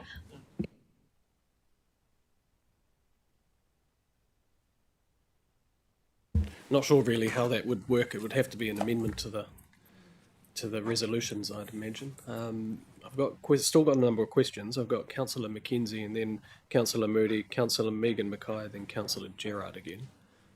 Okay, I had a specific questions to Giles, but if I just make a comment about the landholding strategy, I don't think there's anything in the draft landholding strategy, and it's yet to be adopted, that actually contributes to addressing the sale of this land. And I've been involved with Nattles and Megan in helping develop the draft landholding strategy, and they may reflect on a different view, but that's certainly my strong view, having read the draft. My question for you, Giles, is excited to see that the encumbrance that was on the title has been released. You've brought yourself out of that. Are there any conditions to the release of that encumbrance? And just for the council, there was the city council, or the earthquake recovery thing had an encumbrance on that, which said we had to develop the land within a certain time frame, and we've pushed back, asked for concessions on that, and now Giles's team has had that encumbrance removed. So that encumbrance has been removed. There will be a payment made for the removal of that encumbrance, but it's not. No, it has been. It has been removed. It will ultimately increase. That increases the value of the land. There is no conditions attached to that, although clearly implicit in those discussions was that we were looking to do something with the land, be it sell it or progress it. But that wasn't a condition of the removal. Councillor Moody. Oh, thank you. Good conversation all round. I don't have a strong view on what should be done with the land, and I can see some sense in what Councillor Campbell is saying, that if we have a strategy coming in 1 or 2 months, and that it's good to make these sort of decisions informed by a strategy that we've reviewed as a whole, that brings us together, that gives us some guidance around what's strategic and what's not. To Giles' point, that decisions have been made in the last couple of years, guided by the draft. With new councillors like myself coming on, the first such decision, don't have the benefit of that experience, haven't seen the draft strategy. So, I think being informed by a strategy that we've all looked at together and agreed on, and then reviewing any piece of land like this one against that strategy and going, is this strategic? Does it meet our objectives in our plan and the strategy and this policy? And then making a decision seems eminently sensible. And so, I think we should wait for that. Yeah. So you've had your debate. Excellent. Nick Moody has had his debate. Now, Megan Mackay.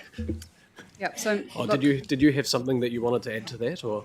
I've just had a helpful message from General Counsel that the land holding strategy reflects the statutory land held by council for a purpose, rather than land held for the council's own operations, which was offices, car parking, etc., which this land was originally purchased for. So I think that that's a helpful point of clarification, but I would also argue that the decision proposed is consistent, particularly given that it's this much out of 31,500 in a location where we don't generally perform our functions.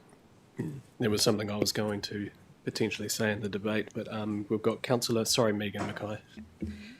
So Thank you for that, because that's literally what I just started to write down to say what the land holding strategy is, and we have all seen it. It has come to us for a workshop already, and it really does talk about how we manage land in line with our statutory responsibilities. So if we're talking about strategic land holdings, then there might be other reasons why we consider it strategic, but ultimately that's about how we actually manage our land that we own to carry out our functions. So slightly different approach.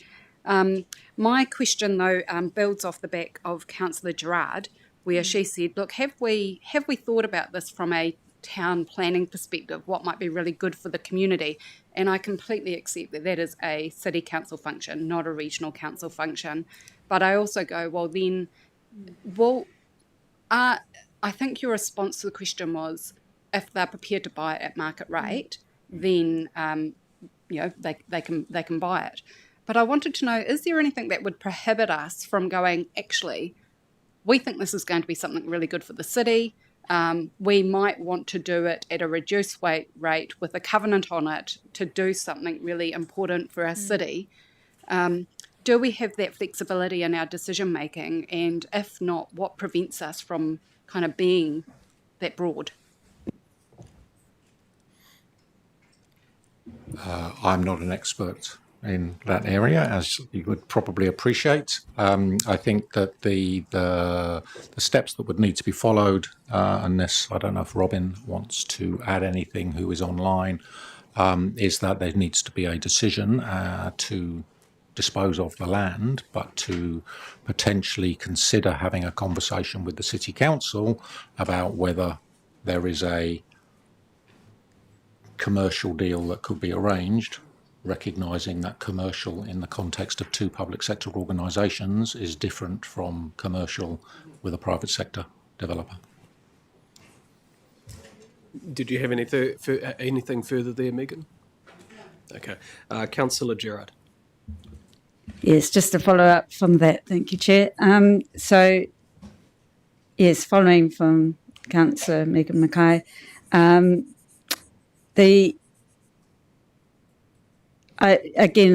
see it as a strategic side, and because of our role as in public transport.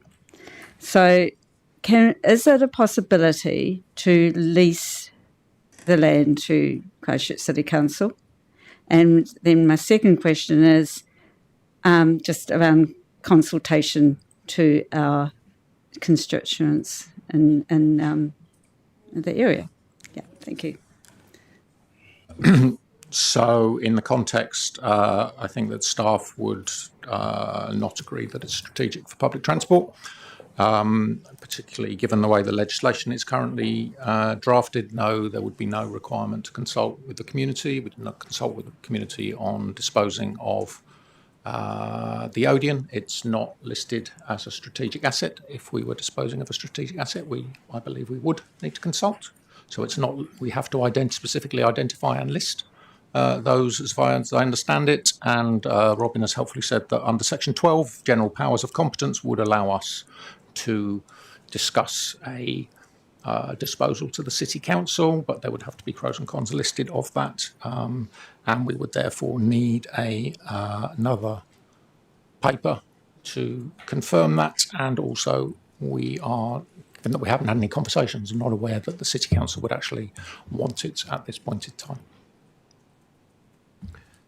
Councillor Davies. Yeah, obviously, I think my foreshadowed amendment seeks to address a lot of the kind of things that have been raised. So I look forward to that coming to the table soon. Just in terms of paragraph 3, when it was purchased in 2018, there's 3 kind of purposes there around the purchase, around developing a possible environmental precinct, preserving options for future staff, and to control any development. Was the purpose of developing a possible environmental precinct considered a core council business at that time? I was not here in 2018. But my personal view is it would be hard to justify as a core council business. So that's just expressing that the purchase of the land may not have been for a core council business, and we do many things like Enviro Schools that are outside of our statutory remit. have we consulted with anybody who uses the basketball court about the sale? As I said, we are not required to consult with the community. We have not consulted with anyone specifically. Obviously, if the decision was to sell it, then we would communicate. I understand that there are schools who use that site occasionally, but it is not part of its prescribed use. So we would clearly notify them that was happening. Councillor Faulkner. Thank you. Just commenting on Councillor Sunkel's history of the landholding purchases back in 2018, and his words, it was in an expansion mindset, and now the mindset for regional councils is in a contraction mindset. So the landholding strategy in 2018 would have taken that into account, and am I assuming that in the current strategy is a snapshot in time, which is in hindsight? I'll have to confess that I'm guilty for initiating work on a landholding strategy. There was no strategy when I arrived at Environment Canterbury. We didn't have a landholding strategy. Therefore, this is the first, when you approve, assuming you do approve in May or June, that will be the first landholding strategy that we have had as an organisation. It's a big step. All right, I think we're at the end of the debate. I have been asked by Councillor Nick Ward to wanting to move this one of the options. So, Nick, what one did you want to move? So that's option 1A. Just in regards to that, I've just brought up we're just bringing up the resolutions. Based on the comment from Councillor Davies, there was in the recommendations, or in the resolution, I should say, it didn't note the specific subdivision part. So we've just added that in the red as a staff recommendation to tidy that up so that is very clear. Just want to council's comfortable with that, movers comfortable with that. Need a seconder for that resolution 1A, seconded by Councillor Campbell. Councillor Mackay. Just before you move down, can you just scroll go that back, please, to the second bullet point where you also refer to the same plan title there, DP 473660. Is there a requirement to actually repeat that red bit? It's easy just to repeat that. If you can just copy and paste and repeat that into that second line, I think that's fine. Is the council comfortable with that? Staff comfortable with that as a staff recommendation? Giles?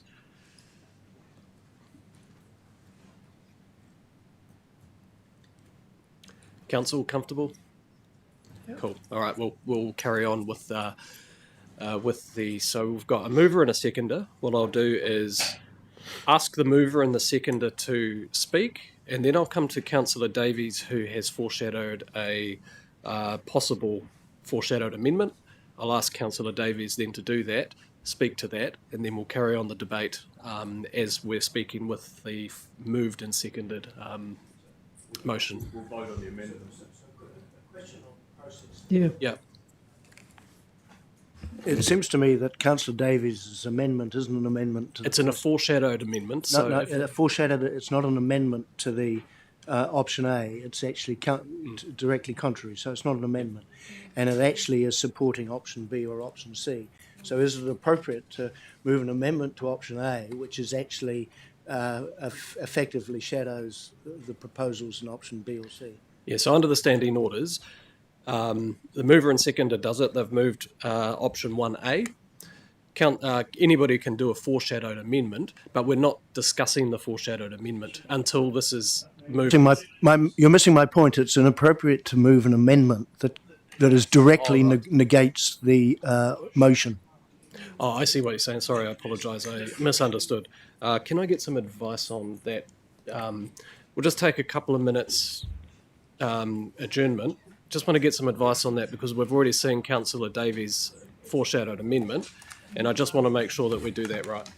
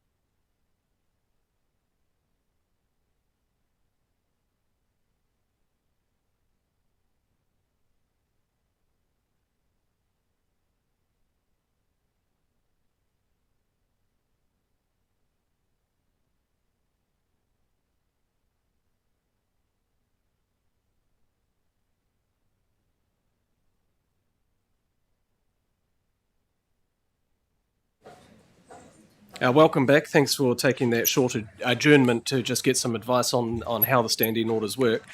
Can I just get Council? Can you just be listen, please? So with the foreshadowed amendment that Councillor Davies had pre-circulated, it is a direct negative to the motion that has been moved. So if this motion is lost, then that can be then put. So we'll have the debate as it is on the screen, which is 1A. If we can just bring that up a little bit so that the Council can see on the screen what that is. Maybe just make the text a little bit smaller. Oh no, that's it there. So we'll be debating 1A, and what I will do is ask for the mover and seconder to begin the debate. So Councillor Ward. Thanks, Chair Swiggs. It gives me great pleasure to move option A to sell this parcel of land. I guess one of my, I've always had a passion for commercial property, as some people know in this room, but one of my other philosophies is sometimes 90 cents an hour is better than whatever in the future. And I guess we watched, it's going to cost us $100,000 a year to hold on to this parcel of land, which, and I know some councils talked about maybe delaying this decision, but that's, every week's another couple of $1,000s. And, and we saw with the Odeon that cost us $300,000 to $400,000 a year, and that whole process took far too long. I believe this parcel is surplus to our requirements, given what is going on in our space at the moment, and who knows where regional council is going to be in 1 year, 3 years, or 5 years.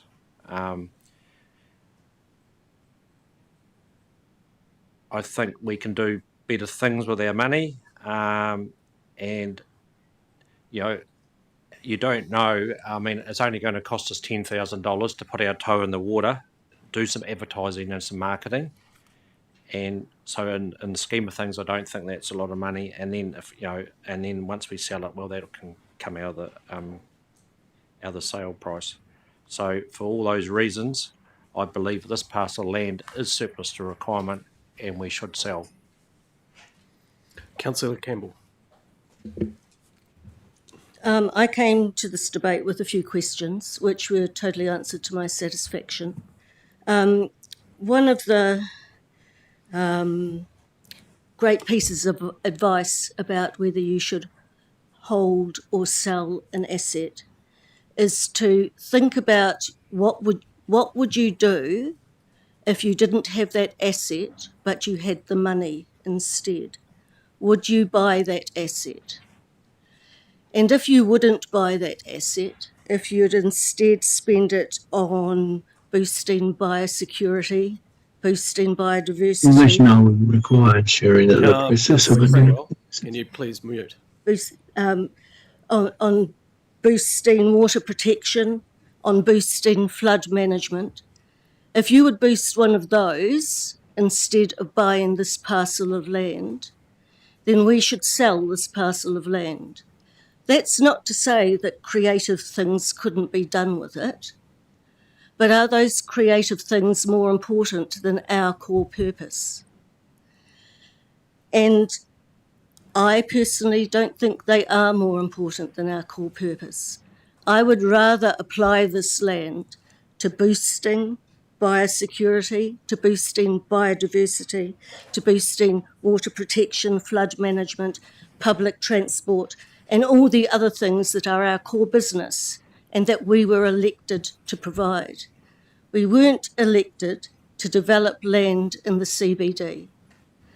If it is to become a community space, then that is the City Council's job to do that. It is actually not our job, and that's not what people voted for us for. And so I am quite happy to support this motion. Councillor Sunkel and then Councillor Davis. Thank you, Mr. Chairman. I too support the motion to sell.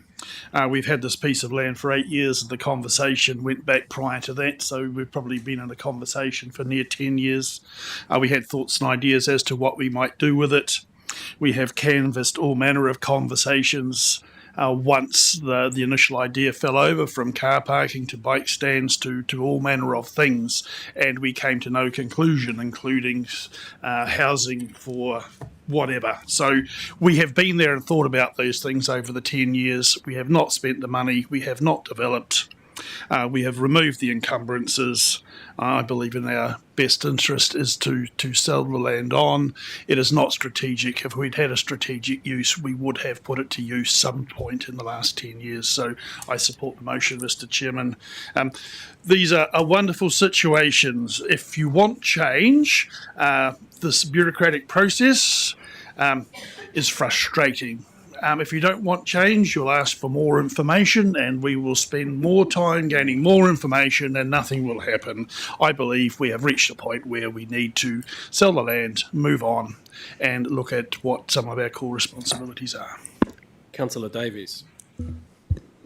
Thank you, Mr. Chair, and I proudly speak against this motion today, against this privatisation, and I hope that those of a social democratic perspective would support me in my opposition to this motion.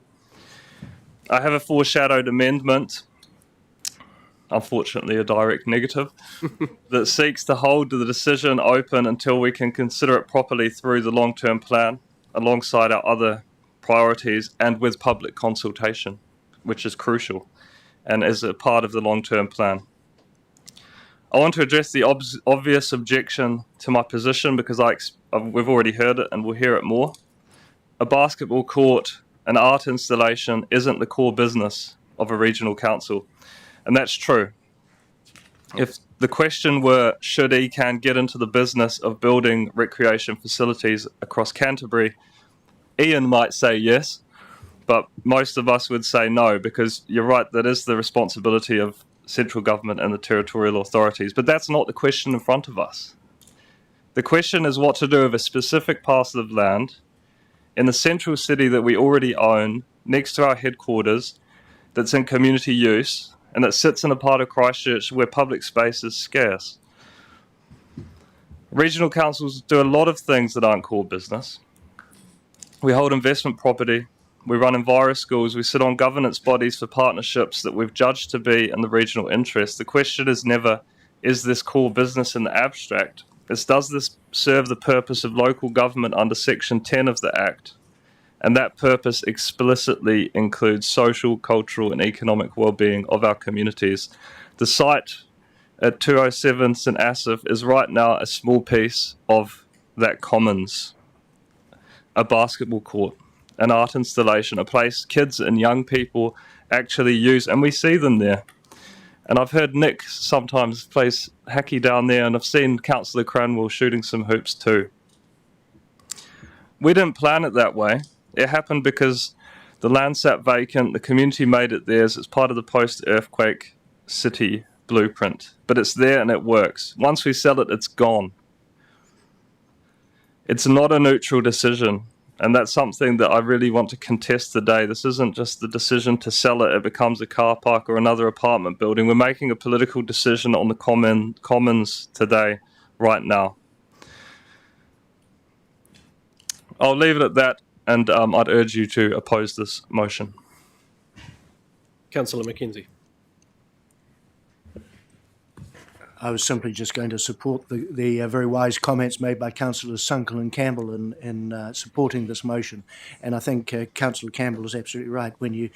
If this parcel came up for sale today, would we buy it? And the answer is no, because we don't need it, and that's why we should sell it. In terms of Councillor Davies's comments, look, I have a small degree of sympathy, but he forgets we're a regional council, not the city council. Everything he's talking about is actually a very city focus, and actually that's only a small proportion. It might be a large proportion of the people, but it's a very small proportion of the region, and it's nothing to do with our core business. We should sell. Councillor Davis. It's interesting. You can't really take Christchurch out of Canterbury. I mean, Christchurch is, well, yeah, but it is, as we saw last night, I mean, it is Canterbury that kind of is growing. You know, Christchurch is growing, Canterbury's growing, we're growing together. Anyway, to what Joe's saying, once you control the space, don't lose that. So it should probably be presented to City Council as an option for them, and it definitely needs to have covenants on it, because if we don't have it's our chance now, we control it. We should put some covenants that say, these are the things we're looking for, these are the neighbors we're looking for, whether it's another government department or something that makes sense for PT. And I don't know if we should be so desperate to sell it now to the highest bidder. That's all I'm concerned about. I mean, I'm not against it, but I'm just saying we control it, so let's not lose that power. Councillor Robinson. I am all for civic buildings and civic places, but when you look at specifically what regional councils can and should exercise, it's actually for the region, and I don't know if holding on to it would be the best use of funds. I think our core area is still regional parks and land holdings in that area. I'm not adverse to it, but I think we'd have to be very careful of what we chose to do with it, and I don't think spending 90,000 or 70,000 per year to hold it is enough of a consideration for me. I just think that most people would have very little or no connection to that piece of land, even urban dwellers. And we cannot be sentimental about it when it equates to probably close to $2 million worth of funds. That could replenish the wallaby control overnight and paint the yellow shed. And, I would love to see the spatial plan of the city, the greater, the greater Christchurch spatial plan evolve. But specifically in that plan, it talks about this area as a priority development area, not a green space. And so I think we need to really consider that, because the green space area is a different element to these avenues. And I just think we need to sell it, and I do support this. I didn't initially, but in all consideration, civic buildings are for city councils and TAs. Just need to do an extension of time for the meeting before we close this off. Moved by Scott, seconded by... No, I'll go with the loudest one, Robinson. All those in favour, please say aye. Against, carried. We'll continue on the debate. I actually have... who else wanted to contribute to the debate? So we've got Councillor Gerard and Councillor Moody, and then we'll close off with the mover and seconder. Councillor Gerard. Thank you, Chair. I'm in agreement with Councillor Davies, and I think it's an important site for... it is a civic site that has real potential as far as public transport. We've got the stadium. We were there last night. We heard how the city is going to have to move. This is a rebirthing, and we need to really think carefully about the spaces around our city and what we're providing. And the first option should be for Christchurch City Council, and I think it should remain as a government-owned space. Councillor Moody. Thank you. Yep. So I support Councillor Davies' points, and I can see there's a lot of balls in the air, and not just the basketballs and hacky sacks. For example, as Councillor Davis was talking about, perhaps we'll have an EPA here pretty soon with simplifying local government going on. It's a difficult time to forecast our land uses and needs. We are facing rates caps and we've got a rates rise which is potentially below inflation, so we're going to be short of cash, and I think we may need this money from this land, not right now, but soon. And of course, it's a well-used school and recreational space in a city where we're losing these community spaces pretty quickly. So I do have sympathy with Councillor Sunkel's point that this is perhaps dragged on for a long time and costs the ratepayer money as well. So it's another reason I like Davey's suggestion that it's tied into a decision through the LTP, perhaps in partnership with City Council, so we do get a decision and don't just string it along. And I think, that's what I think. Before I come back to the mover and seconder, I just wanted to say from my side, I'd support this resolution. I have been around the Central City governance space, the development of the South Frame, why the covenants were set up in the South Frame, why it was developed the way it was, and made those decisions at the City Council with the Whakatau. And we went through the process here at this council around could we get some other uses. It was a very good and robust process, and it came to a couple of things, but they didn't eventuate, and then now we've moved and selling next door. I understand the opportunity at the time presented itself through the government divesting the land that it had and being a good government part or a neighbour. We purchased it. There's a lot of backstory there, but when I look at it fundamentally, strategic asset, we've got our land that we hold for strategic purposes. We had that answer, and I'm satisfied by that answer around what our strategic land is. There's a long history here, but we're not property developers. That is a very specific set of skill sets, and we could go down an option B of assessing the market, but we've done that, and I'm satisfied that we've tried that and we've got nowhere. So I'd be supporting this option A moving forward. Councillor Campbell and then Councillor Ward. Again, I just come back to all of us think about if we got a windfall of, I can't remember the valuation of it, but let's say it's a couple of $1 million, would we buy this parcel of land with it? And I don't think anybody can actually say yes to that. Right now, would we do that?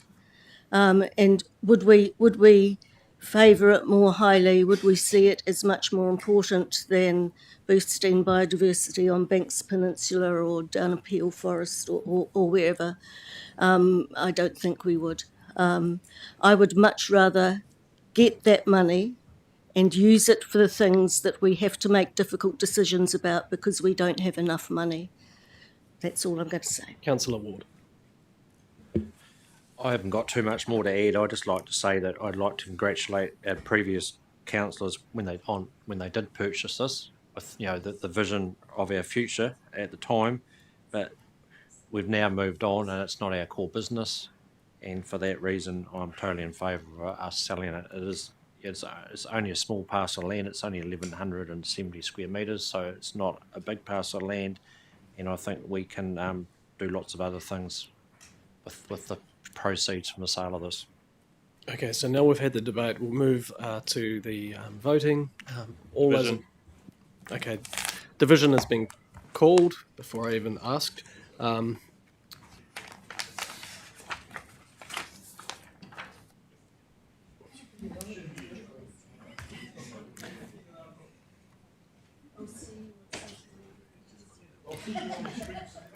Settle, we're nearly there. Okay, so we're voting on the 1A with those amendments as shown. Councillor Campbell? Yes. Councillor Robinson? Yes. Chair Swiggs? Yes. Councillor C. Mackay? Yes. Councillor Davis? No. Councillor Moody? No. Councillor Scott? For yes. Deputy Chair Cranwell? For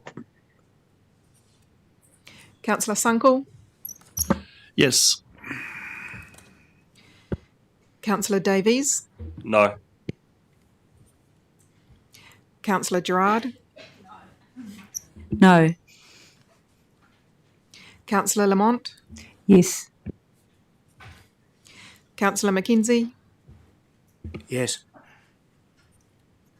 Councillor Faulkner, Yes. Councillor Mackay, Against. Councillor Ward. Yes.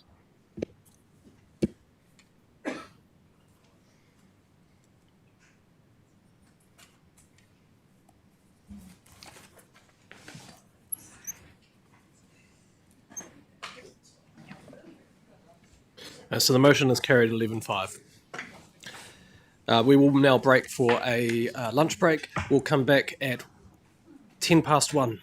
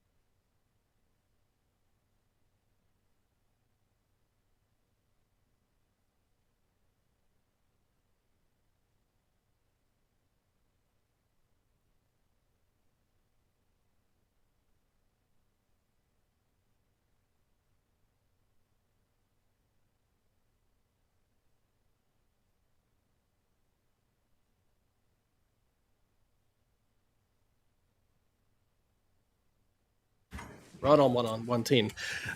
Excellent. Thanks, team, for being ready to go. This is 8.3 strategic risk. This is in pages 20 to 23 of the agenda. Recommendations are on page 20. Chris, Morton, Curtis, and Giles. I'll hand it over to you. Yeah, thank you, Chair.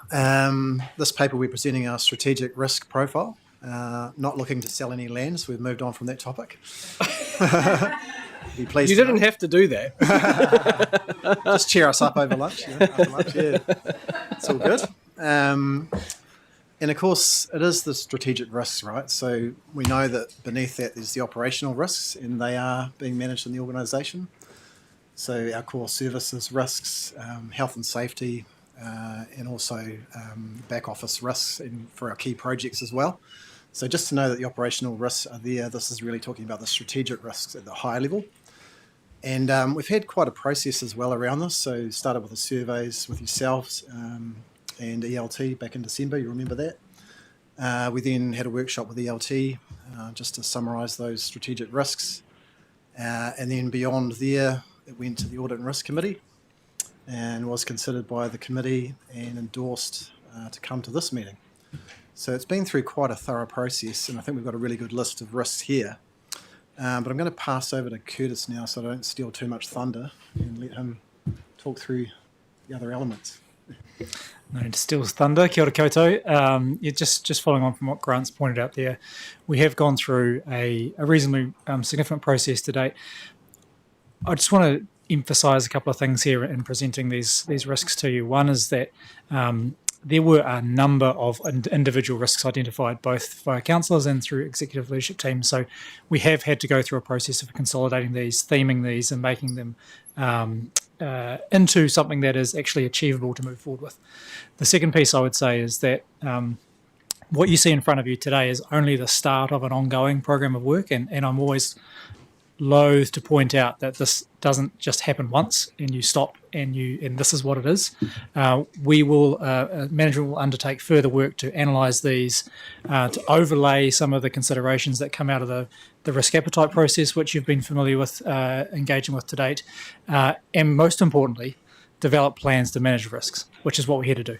So what you see in front of you today is helping us get a handle around these are the material things that we want to focus in on, but it is not the last thing that you would see as council through this. And the last piece I would say is as the art sometimes of this is trying to describe strategic risks in a way that we can actually put activities and actions against. So that's always a consideration that we make. We'll continue to refine that and welcome any feedback that you have, but we're really confident that the 8 that we've got here today, noting that of course that will change as things continue to move internally and externally, we'll continue to assess that. We are confident this is the material ones for us to progress with today. Audit and Risk Committee will maintain the key monitoring process of this on behalf of Council, but clearly when things are materially moving, that will come through to Council as well. So happy to pause there, ask for any questions. Questions, Councillor Scott. So this is wee bit questiony, but wee bit preachy too. So just sorry about that. You're not in debate. And the preachy bit is, I guess, when you put things down on a piece of paper, you can walk away from it and be satisfied. But the latent effect of that is that you've assessed it and you've done something about it, and you've acknowledged the fact that there is some risk there. But in my mind, in terms of these things, in terms of the geopolitical process at the moment, our own political process at the moment, I think we need a more dynamic risk assessment, and I think we also need to have an understanding of the evolution of that risk, where some risks are escalating and some are declining. So, and you don't need to answer that in any great detail, but I think what you've done in your introduction is said that this is a process that we need to keep an eye on. Is that right? Is that right? The answer is yes, and I would yes. Of course, it's dynamic. It's hard from a governance perspective to move beyond. We have to list out the risks as they are today. But I guess what sits in behind this from a management system perspective, and through the conversations we have monthly with the executive leadership team, we are constantly looking at our risk profile.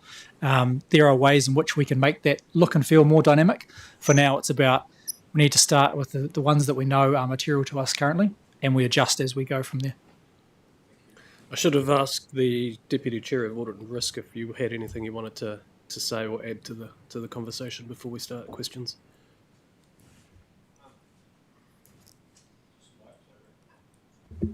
Reiterate that this is moving space and it is a living document. So what we see here today is not necessarily what will be here in a month's time or 12 months' time. But I mean, when we had this meeting, this is the risks we identified at the time.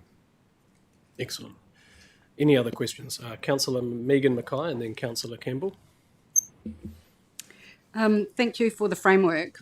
What strikes me here when I look at the table, I have a really good understanding of how we're responding to local government reform and the risks that's attached there.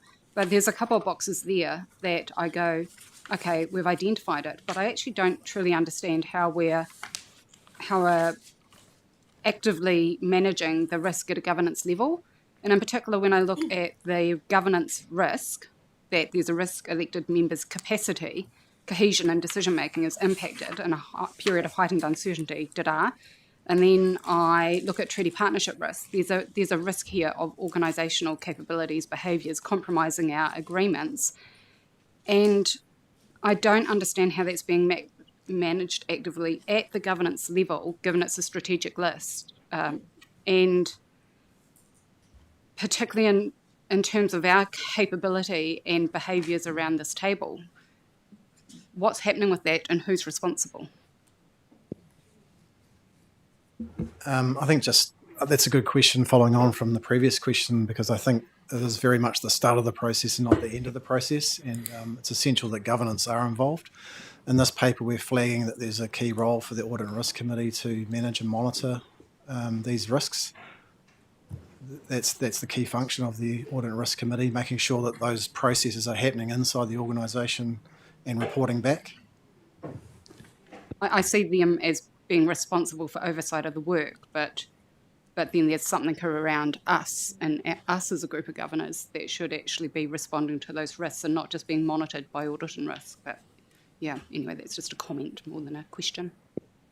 I think the intent is that the lead director who's been identified would help to develop the action plan, which for some of these risks would potentially clearly involve some active engagement with council. So this is the first step of, are these the right risks at this point in time? The next step is, so how would we mitigate them? What is within our control? What can we influence? And as Curtis said at the start, there are all sorts of risks out there, but many of which we don't describe them correctly. There's actually nothing we can do about them, and we will experience them if they materialise. So this is trying to get that balance. So that's the next step of the process. Councillor Campbell. Mine's not a question, it's an editing comment. Once an editor, always an editor. Under financial sustainability, line 1, 2, 3, 4, I believe that should say resulting in impacts to our ability to maintain assets. I just think the word our has been missed out. That's all. We'll make a note of that. Excellent. Councillor Mackenzie. Councillor Mackenzie, and then Councillor Faulkner, and then Councillor Robinson. Just two comments. One is in the geopolitical, and Peter's touched on it, there's a range of things, but I would have thought uncertain tariff environment was one of our least of our concerns from a regional council perspective.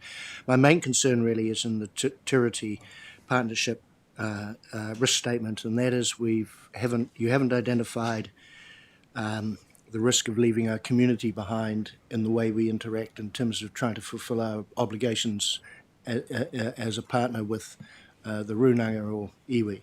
And I think that is a real risk, and I hear it almost every day from in the provinces, and it's not identified as a particular risk.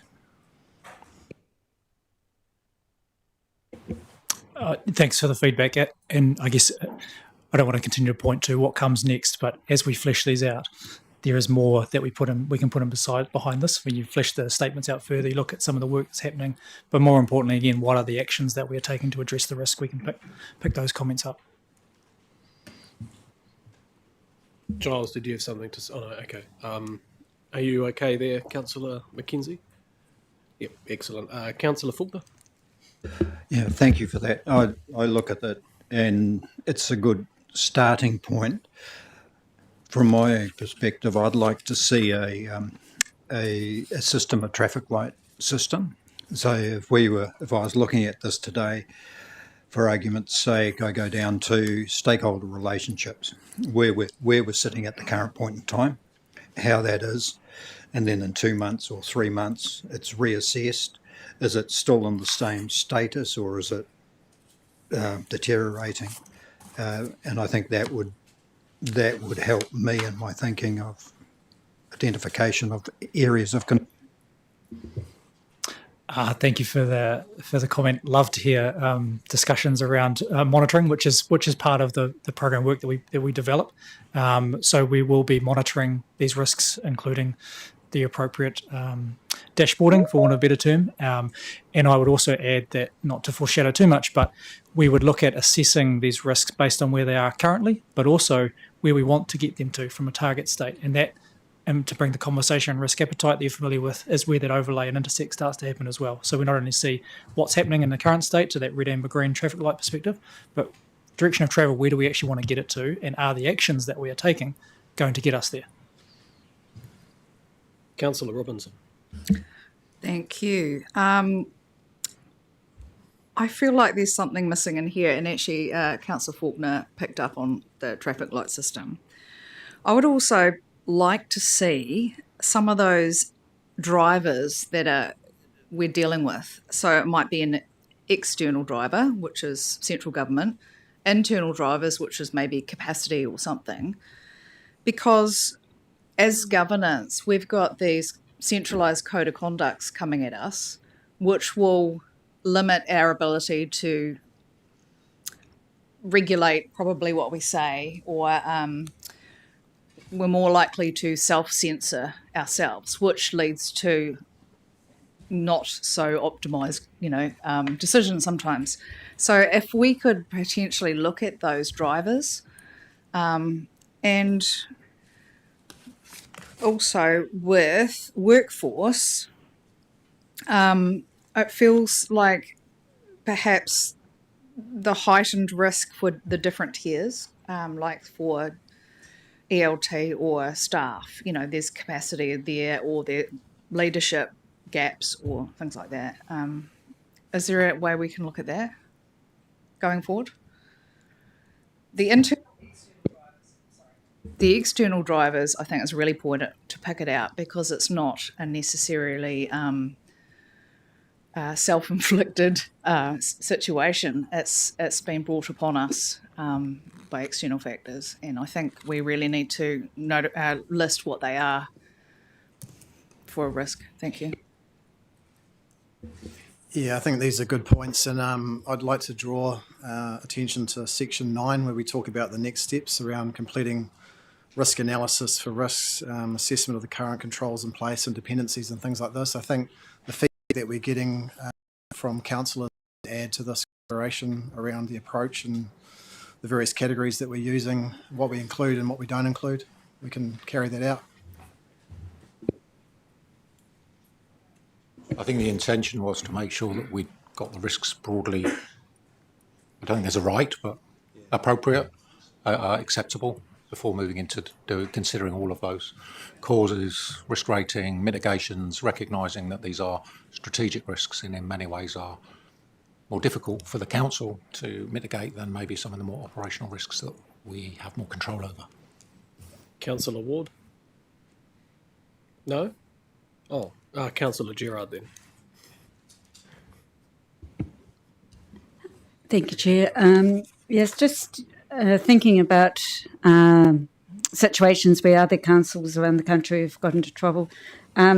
So one is the legal risks.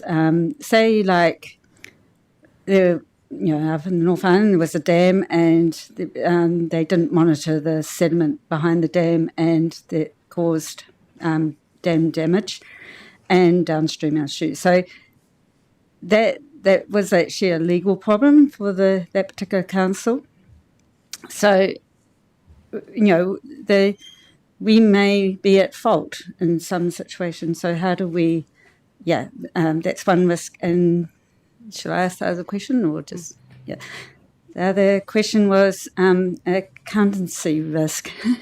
I think you've been a council that missed the GST. The accountability, I have total faith in your accounting, but that sort of, mistakes have been made by the councils, and I'm just wondering, our procedures around that. Thank you. Not being an accountant, I'll let Grant address the second one, but I can think I'll speak broadly to I think the substance of your question. There are a number of risks that within our risk management framework sit at the operational level, and that doesn't mean that they are less material or could be less material to the organisation than some of the strategic risks, but the way in which we manage them is different. So if we think about some of the potential risks which may have legal implications or broader reputational implications, many of those sit within our organisational risk profile at an operational level. So the focus is around ensuring that we've got the right systems, robust systems and controls in place around that, which is a similar construct, not to speak for Grant, but around our financial risks as well, that we have systems of control to manage those, and in some of those instances we also overlay assurance mechanisms via internal audit or other assurance to give ourselves confidence that those processes are being managed. So the absence of legal risk in a strategic risk profile does not suggest that we are not managing legal risk. It's often that it's managed at through the operational lens. There was another question that was, did you want to say something about that other question? Just a quick word on the accounting side. I'd hate to let that slip away, the accounting excitement. So, totally agree with what Curtis is saying. There's lots of other mechanisms there, and I'd like to point out, we've got our internal audit assurance work that goes on, and that's a key part, looking into specific tax risks and all sorts, Another one? And judicial reviews, is that operational or is it a external risk?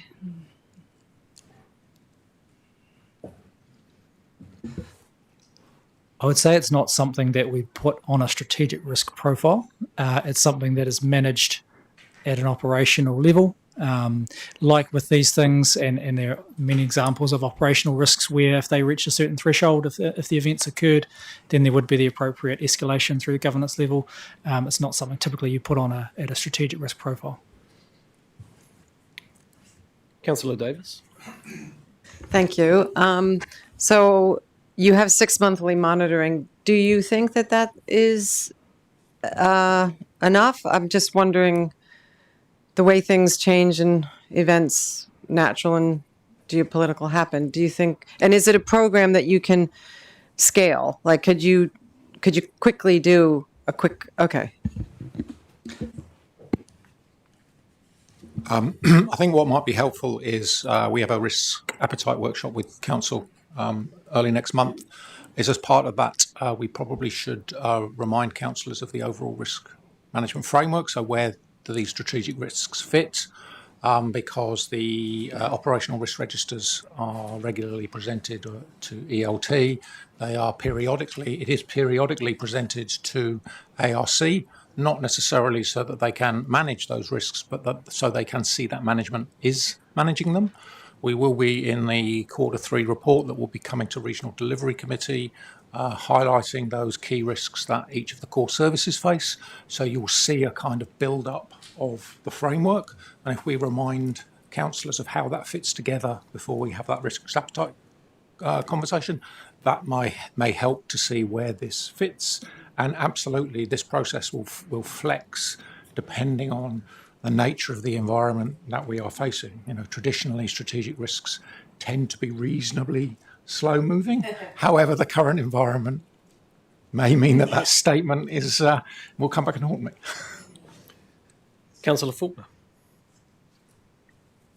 Thank you. I'm just looking at the disruptive events and reflecting on what's happened in Wellington, and we've got our civil defence emergency management in place, and we've got very good people there. But are we entering a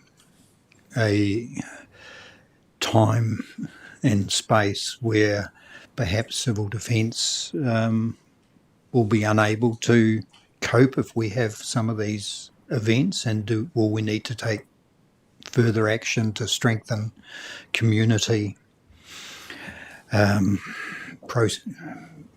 processes, personnel?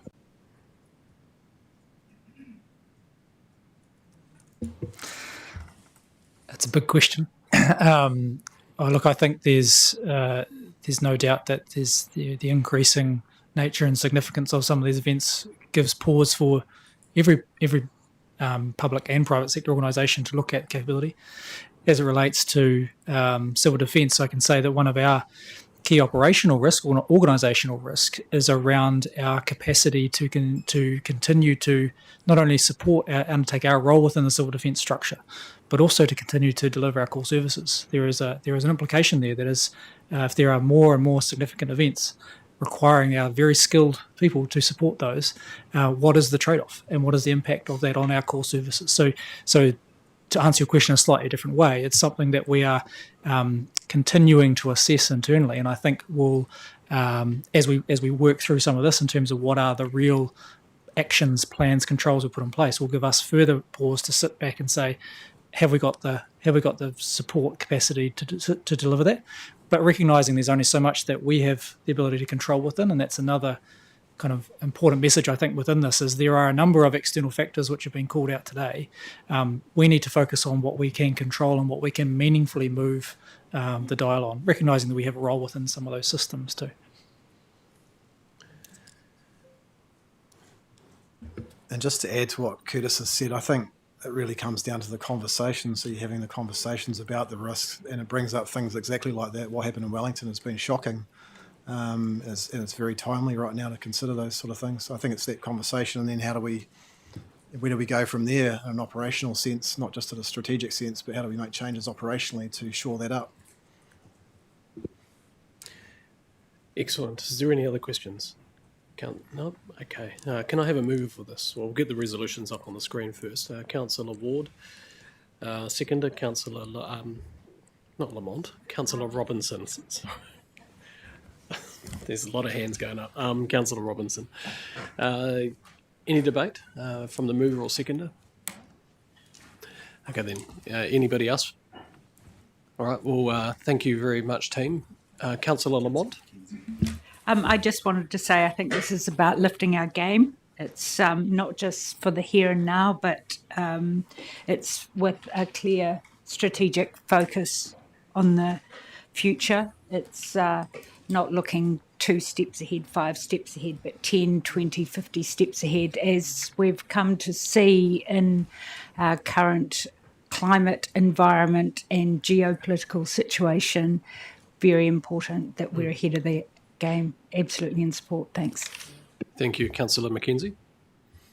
Well, I'd like to reiterate Councillor Lamont's comments and just make 2 other comments. One is there was some significant suggestions for this risk profile, and I want to make sure that the staff took those seriously, and we weren't just getting sort of rote responses. And secondly, and it goes to the comments that Councillor Faulkner was making, and that is that when if we are facing unprecedented disruptive events because of climate change, I keep reflecting on whether in fact our models are based on the right assumptions, because I go back to when everybody started talking about apocalypse that was caused by climate change, and effectively it was more droughts and more this and more that, which all sounded really, really bad, and we haven't had any of those. We've had almost the opposite. And one of the things I was reflecting on, and it was what the Met Service was talking about after the recent Wellington events, was that and we saw it on the Banks Peninsula, was that you're having these extremely intense storms in very small localised areas. And so we need to think about how our modelling and predictability of these events can deal with the nuances of how these storms are behaving themselves. And that'll give us a better ability to address the risk that the storms bring to our region. Councillor Scott. Yeah, I think when you talk to people and talk to the public about things, and you sit down one-on-one, you can go through this stuff with them and let them be assured of where we sit with this stuff. And it's extraordinary that, and we know this, that what people don't know about what we do, and don't know about where we sit, and don't know about how we approach these issues. And thanks for the presentation, because I think it's very good. There's no questions. That doesn't happen very often, which is great. But I guess what I'm asking, and we need to possibly consider this, is, having said what I said, do we need this to sit somewhere on a website so people can understand that, hey, we've had this discussion. These are the things we're thinking about. This is our current position on this. And going to your point, Curtis, about this is a dynamic situation. So the normal person that you would run into on the street wouldn't have the in-depth knowledge that we have. We're very privileged to have that in terms of fuel shortages and all those sorts of things. So that's a question I'm putting out there. I don't need it answered, but that's a rhetorical question to the council. Excellent. I think there's some really good points. I would suggest, I would say that the Deputy Chair of the Audit and Risk is picking these things up as well, and the Audit and Risk team will pick those up. I know that there's been some notes taken by the acting CE and the staff as well, so hopefully those will be reflected. Anyone else? All those in favour, please say aye. Any against? Carried. 8.4, updates to the Canterbury Regional Transport Committee Terms of Reference, pages 24 to 29 of the agenda. Recommendations are on page 24. Jesse Burgess, Senior Strategy Manager, and Amy Ellison, Director of Strategy and Planning, will introduce this report. The floor is yours.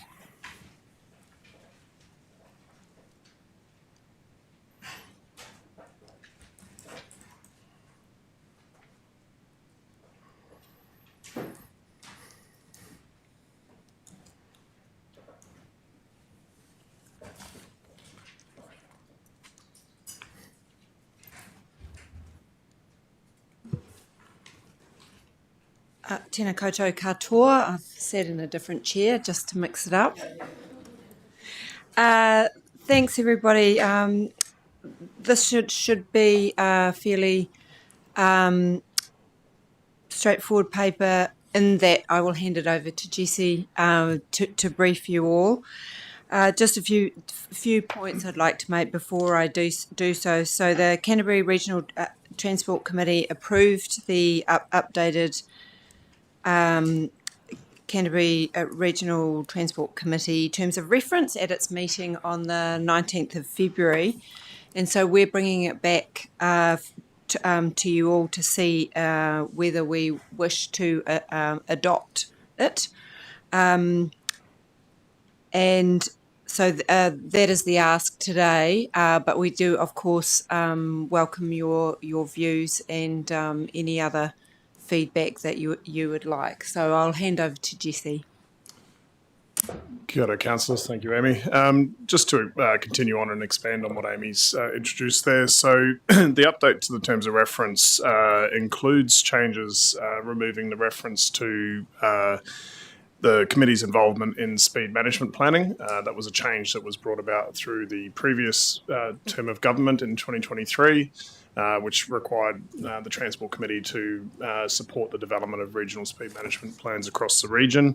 Under the current government, that was revoked, and speed management went back down to the road controlling authorities to undertake that function. So you've seen that with NZTA, Whakakapi, and the TAs and their roading speed changes. Another amendment to the terms of reference is around allowing alternates to be appointed to the committee. At the present time, we have mayors and Chair Swiggs and Councillor Davies as the chair and deputy chair of that committee. The mayors have been appointed by each of the councils as part of their appointments to their committees. The discussion at the meeting in February was that the mayors want to be at the table. That is their preference. It is where the reason for the alternates discussion is where, on the rare circumstances that they may not be able to be in attendance to the committee meetings, that they could send an alternate who would be briefed, who would be up to speed on all of the work and where things are heading. Just noting that this this calendar year, we are working through the development of the Regional Land Transport Plan, which is a significant 6-yearly process, which I referred to a couple of weeks ago when we briefed you on the RTC and its role in that development.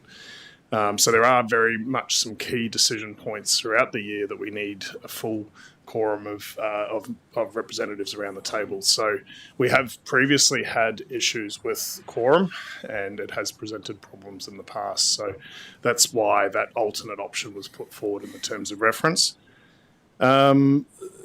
The other changes that you see in the updated reference terms of reference include the delegation around submissions. So we actually already do submissions. We've often had that delegated to the chair, usually due to timing of the submission periods and not being able to get around have a meeting to discuss the submission, but referred that around to the mayors for feedback into that process.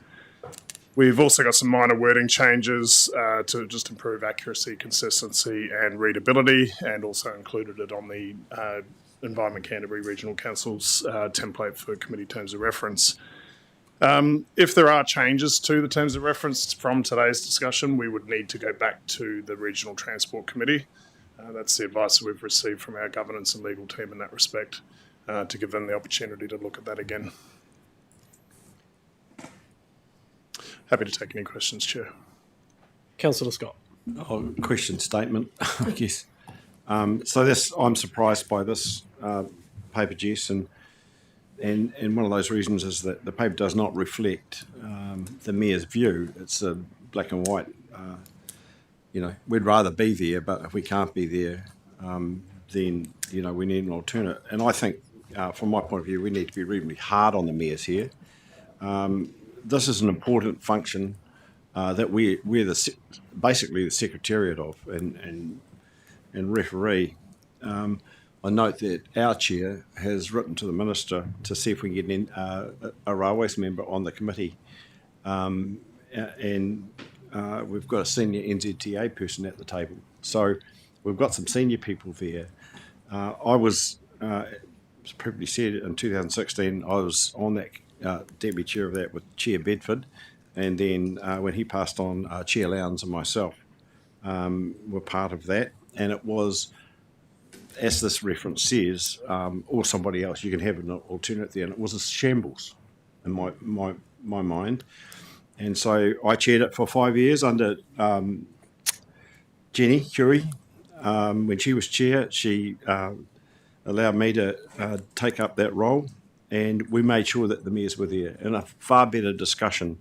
It linked into the CDM day, the same day as the CDM, and then the mayoral forum, so it was sandwiched on a time when they were going to be here, in Christchurch anyway, and we used that opportunity, to get that work done. And it's a good forum. I mean, it's a really good forum with ministers, and it's a really good forum actually to push those ideas for Canterbury ahead. And if you then link that to the South Island chairs, I mean, you've got a reasonably powerful forum for the South Island in terms of transport. And given your dissertation on the funding that we're not getting, I think we need those forums where we can actually apply a bit more pressure. I'm not in favour of this, Jess, and maybe, but I don't know what I can do about it because it's not our decision at the end of the day. We're just endorsing something that the Regional Transport Committee want to do.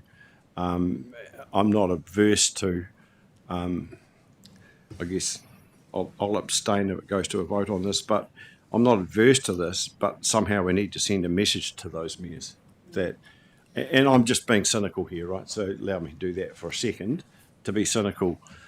With the reform of local government, have they decided that it's no longer going to be necessary as a forum that they need to be because things are going to change, and so they can step away from that? So that's an uninformed, cynical view, but I think we need to be harder on the mayors. And is there a way to do that without chucking this paper out? That's the question. Through you, Chair, and you may wish to make a comment on this as well from the meeting at the February meeting, but there was a lengthy conversation on this topic specifically as one of the main changes to the terms of reference, and there was a unanimous commitment around all of the mayors at the table that they will prioritise this committee and this work, and that is their express position on it.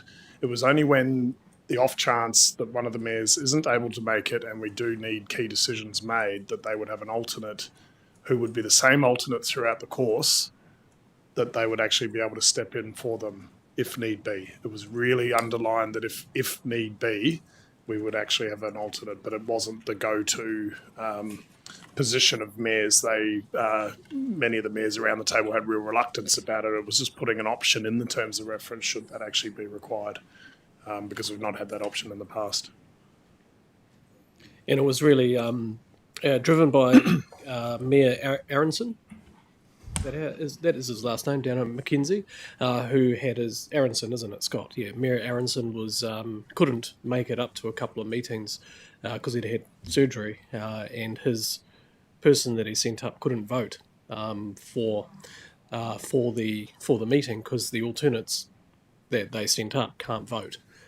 So that was one of the reasons that the mayors discussed this in the first place, because I didn't actually know that when I got onto the forum to start with as well. So that was all news to me. It's all kind of like just getting up to speed with everything. So that was one of the main reasons, and Scott was quite hot on that. Well, I'm quite hot on what I'm hot on too. And if this fails and I abstain, you should go back and tell them that I'm certainly will be disappointed in them. Is there any other questions? So just on that point, what can be done? Is there anything that we can do to make sure that the mayors don't use this as an opportunity to diminish their responsibility on this? Because this is important. I do hear what Councillor Scott is saying. Certainly acknowledge Councillor Scott's points, and do take what we heard at the meeting in February, excuse me, on face value, that's where the mayors are committed to the committee. Excuse me. And so, yeah, absolutely, we can reinforce that with the committee, where the intent is to have the mayors around the table for the decision making. If we were not to support, if you were of a mind not to support this change, we would need to go back to the committee, which means that then we would need to bring the amended terms of reference back to council again. So it's a process. That's the legal advice that we've had from council. It's online at the moment around that process and the steps to be taken. So it's really, I absolutely acknowledge the points raised by Councillor Scott. There is the intent. That's what I heard. Chair, you were in the room for that discussion. They have been attending the meetings, and as Councillor Scott pointed out, the civil defence. If the mayors started to send alternates over themselves, do we have any ability to change that terms of reference from this council if we're starting to see bad behaviour or something along those lines?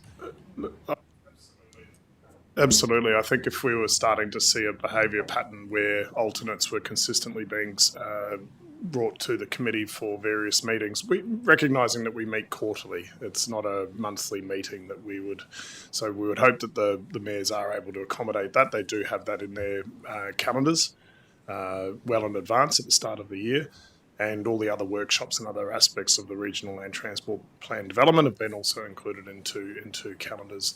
If we did see a pattern of development, then that's something we could raise. You could raise, Chair, at the meeting that we are starting to see a pattern of change, and we'd like to discuss this again with a potential removal of that alternates option within the terms of reference. Councillor Campbell, then Councillor Joe Davies. I'm just wondering if we can go back with a slight amendment to that line, and put it to them for the avoidance of doubt. Alternates can be appointed when a mayor is unavoidably absent. And the word unavoidably does the heavy lifting there. I wonder whether that's the way around it. We'd have to go back to them. Yeah, you'd have to go back to them, or even approve it and suggest to them that we actually would like to see it altered this way. Jesse? Again, absolutely happy to take any amendments back to the committee. As far as process, I've explained the process around any amendments to what they've already approved as the terms of reference from what we adopt. Would need to go back and follow a process as the legal advice we've had today. Councillor Davies. Yeah, I mean, the Land Transport Management Act doesn't specify who represents their territories or even this council, because that was something we had last term where there was a back and forth with governance around whether or not the chair had to go. But it's just about us setting that culture. So we can't compel anyone technically. But yeah, when it comes to the plan, which is the major job of the committee, they're going to want to be there to lobby for their territorial projects. Any other questions on this? Do you have a question? Okay, so no more questions. We'll get the resolutions up on the screen. Do I have a mover? Councillor Davies, and seconded by Councillor Gerard. Councillor Davies, I'll start with you. Councillor Davies, start with you for debate. Yeah, I support the judgment of the committee in putting this through to us here. It's all relatively minor. I definitely hear the points of Councillor Scott, and I think I've just outlined.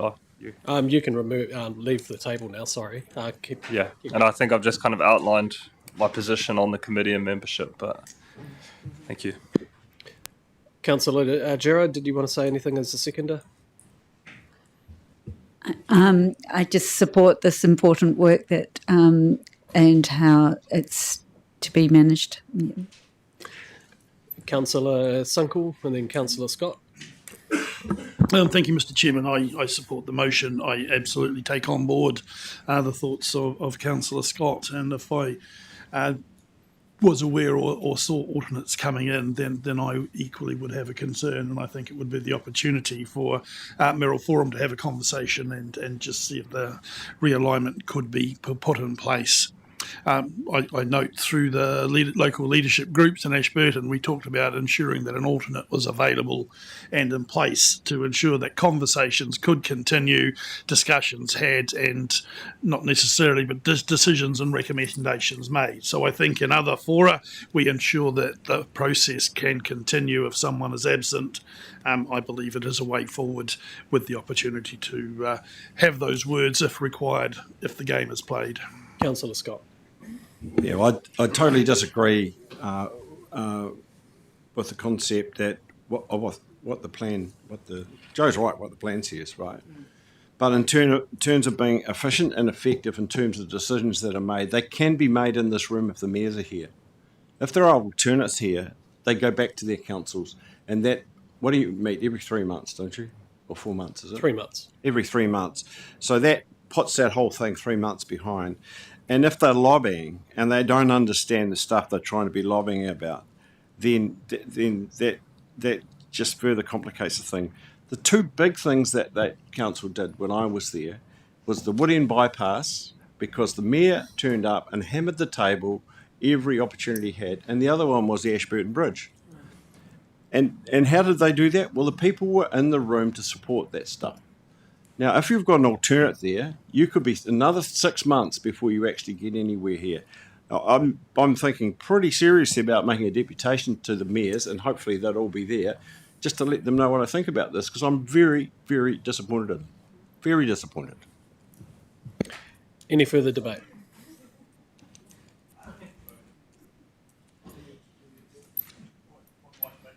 All right. Councillor Gerard as the seconder, opportunity to end the debate before I go to Councillor Davies. You don't have to. So Councillor Davies. Okay, we'll do the vote. All those in favour, please say aye. Aye. Any against? I'm against. I'd like it noted that I'm against, please. And Councillor Megan Mackay against. That's carried.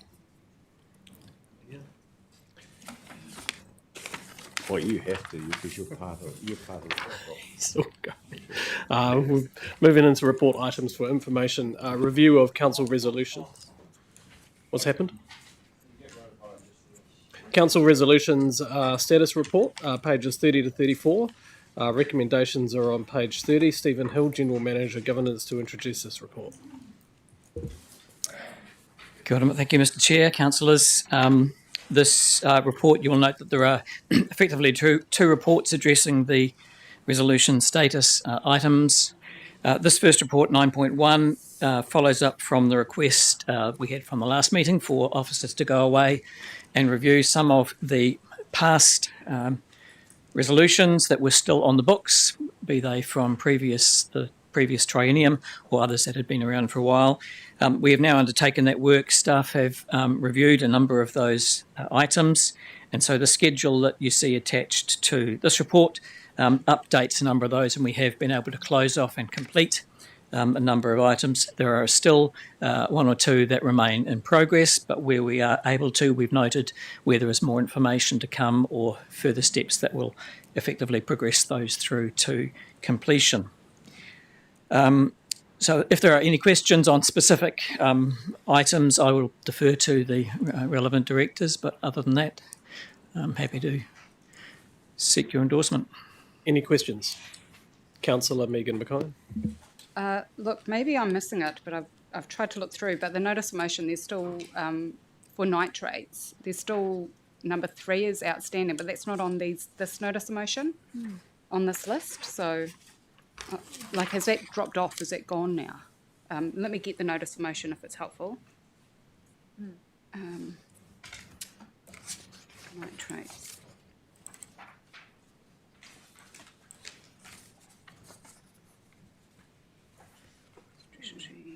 Policy Committee.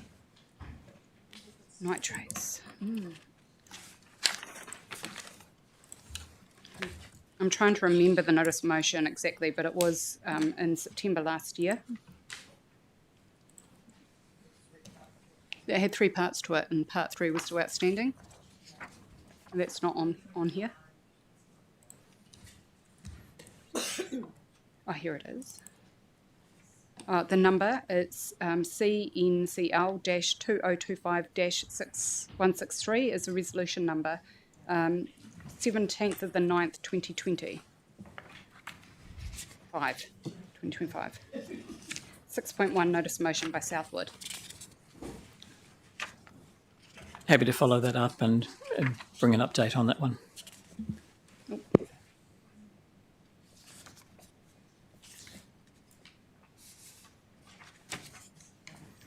Has that gone into the strategy and policy resolution tracker at all? I haven't got that in front of me, but there was, I think there was an item that was referred on, which I can follow up. So my question will be, is there anything else that's been missed or dropped off, or like, it's really hard for us to keep track of these things. Yeah. Use your microphones. The regional policy statement, coastal plan, that's over and definitely in strategy and policy. Yep. Andrea, or Councillor? Yeah, I mean, every time I look at these spreadsheets, they look slightly different. But I think it's, at least here we've got, it's in sequence of dates, which is great. So when we've completed it, it just disappears, right? Or do we leave it as a highlighted dull gray somewhere so it's done? I don't know. And then, because moving it to another spreadsheet at another committee is great, but it should be kind of like one master list kind of thing. Anyway, and then I'm looking at this one from 2022, and even the one where Stephanie's going to report on the reclamation, how that's going. Nook's one, it's kind of, my question is when, that's all. You know, is there a way to have another week column that just says, we're not going to do it or we're doing it? I mean, this one here, the Waterway one was 2022. I'm sort of thinking, and it's sort of complete. So why? I don't know. It's to me, it's a little messy. Yeah, these things are starting to drive me mad a little bit. We must have a better way to do this. But because if I'm hearing that things are getting lost and we need to come back to it, like the whole rigor of this whole process is then just doesn't have any validity for me anymore. Those where resolutions have been transferred across to another committee, they will appear on the resolution status report for those respective committees. It needs to be recorded as a movement somewhere. Like we need a trace. So, anyway, we can take this offline and do this better, maybe. Councillor Mackay? Yeah, no, just to be clear, that nitrates motion definitely did not move to strategy and policy. The motion itself didn't. Yeah. I think what you're hearing is we need a better way to do this. I appreciate what's tried to be done, and what we've got is better than what the council had in the past. I'll give it that. This is way better than what we had in the past, and I think everybody that's been on the last council can recognise that. But with this one particular issue, rigour and validity of this as a report leaves me with some questions. So if I can make that noted, and then if there's no other questions, I'll ask for a mover and a seconder for this particular thing, noting the conversation that we've just had. Moved by Councillor Faulkner. Seconder, Councillor Davis. All those in favour, please say aye. Any against? It's carried. Okay. We have noted that though, Nick, but Nick Moody's against. Moving into the next one, which is... Yeah, if it's not accurate, then I don't want to... Item 9.2, which is pages 35 to 41 of the agenda. This is recommendation is on page 35. Sorry, Stephen, you're still there, so we'll just go straight over to you. Yeah, thank you. This is the standard report, just bringing back the resolutions from the April meeting. So those will largely be closed off. And not need to come back to this meeting. So the standard resolutions for last council meeting. So any questions of Stephen on this? Nope. Stephen, you can step back from the table. Thank you. Can I have the resolutions up on the screen? And Councillor Ward will move. Any seconder for those? Councillor Lamont. Any debate? All those in favour, please say aye. Oh, sorry, debate. Councillor Campbell. So just to say what we were discussing at lunchtime, those who don't know it, there's been an overwhelming amount of feedback on the Aranui bus trial. Megan this morning told me on Monday alone they got 400 submissions, and you said they're up to 500 now, is that right? So just for information. It's about 5 times more than the annual plan at this point in time. All those in favour, please say aye. Any against? That's carried. 3, which is previous committee activities and minutes. I'll defer over. This is on page 42 to 55. Recommendation is on page 42 of the agenda. Councillor Claire as the chair of the only minutes we've got. Any comments? Thank you, Chair. No comments to make. I'll take it, the papers as read. They are the confirmed minutes of the Regulation Hearing Committee for December and the 4th of March. They're both confirmed now. So I think they're pretty straightforward. Unfortunately, I guess members will have to go back and read their agendas if they actually want to relate. But yeah, these are just the minutes as per other committees where they're not of the whole for council. Any questions of Councillor Mackay? Councillor Mackenzie? Yeah, thank you, Chair. There have been several consent decisions made as a result of public notification, which has resulted in the applicants facing very large amounts of money to go through that process. And the consent conditions imposed were very similar, if not identical, to the consent conditions offered by the applicants pre the public notification process. So my question really is has the Regulation Committee or anything else, any other part of this organisation reviewed some of the decisions, those historical decisions, and done a reflection on how that could have been handled more effectively and more constructively?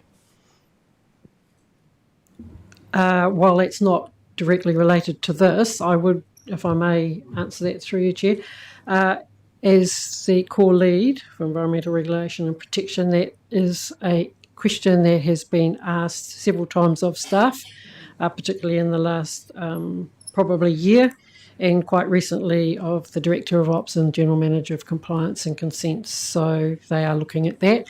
We also are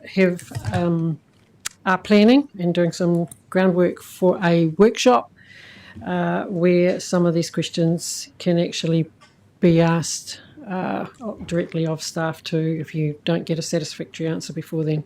But I've definitely asked that piece of work to be done.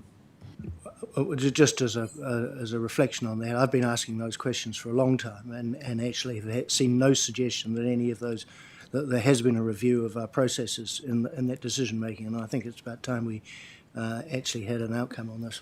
So I hear that we're going to be having a workshop on this. I think that would be a really good place to ask those and get that give that direction. Or I think that's too slow. I think this should be done as a matter of internal process automatically, not waiting for workshops to consider it. Yeah, this is really not the right paper to ask those questions. They are actually, valid questions. No, it is, because it is reflecting on the processes, and there is a section there I read which is talking about the processes we've been through, and not just the appointments. And so I think it is an appropriate place to ask the questions.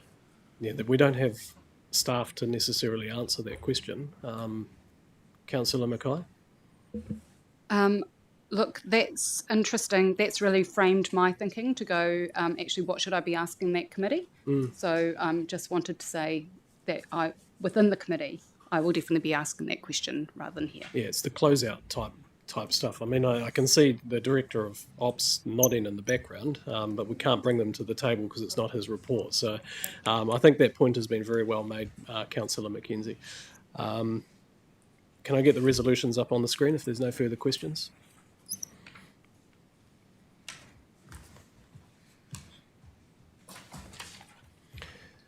Can I please have a mover? Councillor Sunkel, seconder. Councillor Davies. You two sitting next to each other. Davies. All those, or any debate on this? All those in favour, please say aye. Those against? It's carried. 9.4, report from the chair.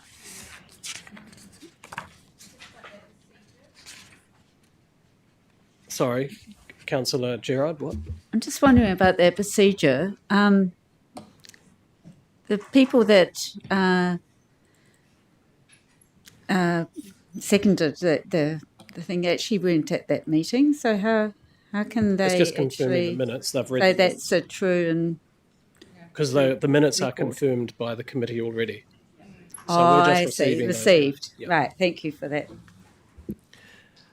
Report from the chair. I will take this as read. There is one amendment that I wanted to make up front, which is on page 61, and I think there's another point that it's made in there as well. But on page 61, it did say that on the 21st of April, which was yesterday, that I was going to have a meeting with the Honourable Chris Bishop, Minister for Transport and RM. We were going to be talking about RM reform and transport matters in regards to the Canterbury Transport Committee and matters of funding that I have been discussing, and also routes 1 and 5 and the fuel issue and things like that. That meeting did not take place because that was before their cabinet meeting yesterday, and I understand that they had other matters around cabinet that they may needed to attend to. So we will make a note of that in the minutes, that meeting did not happen, because I wrote that in advance of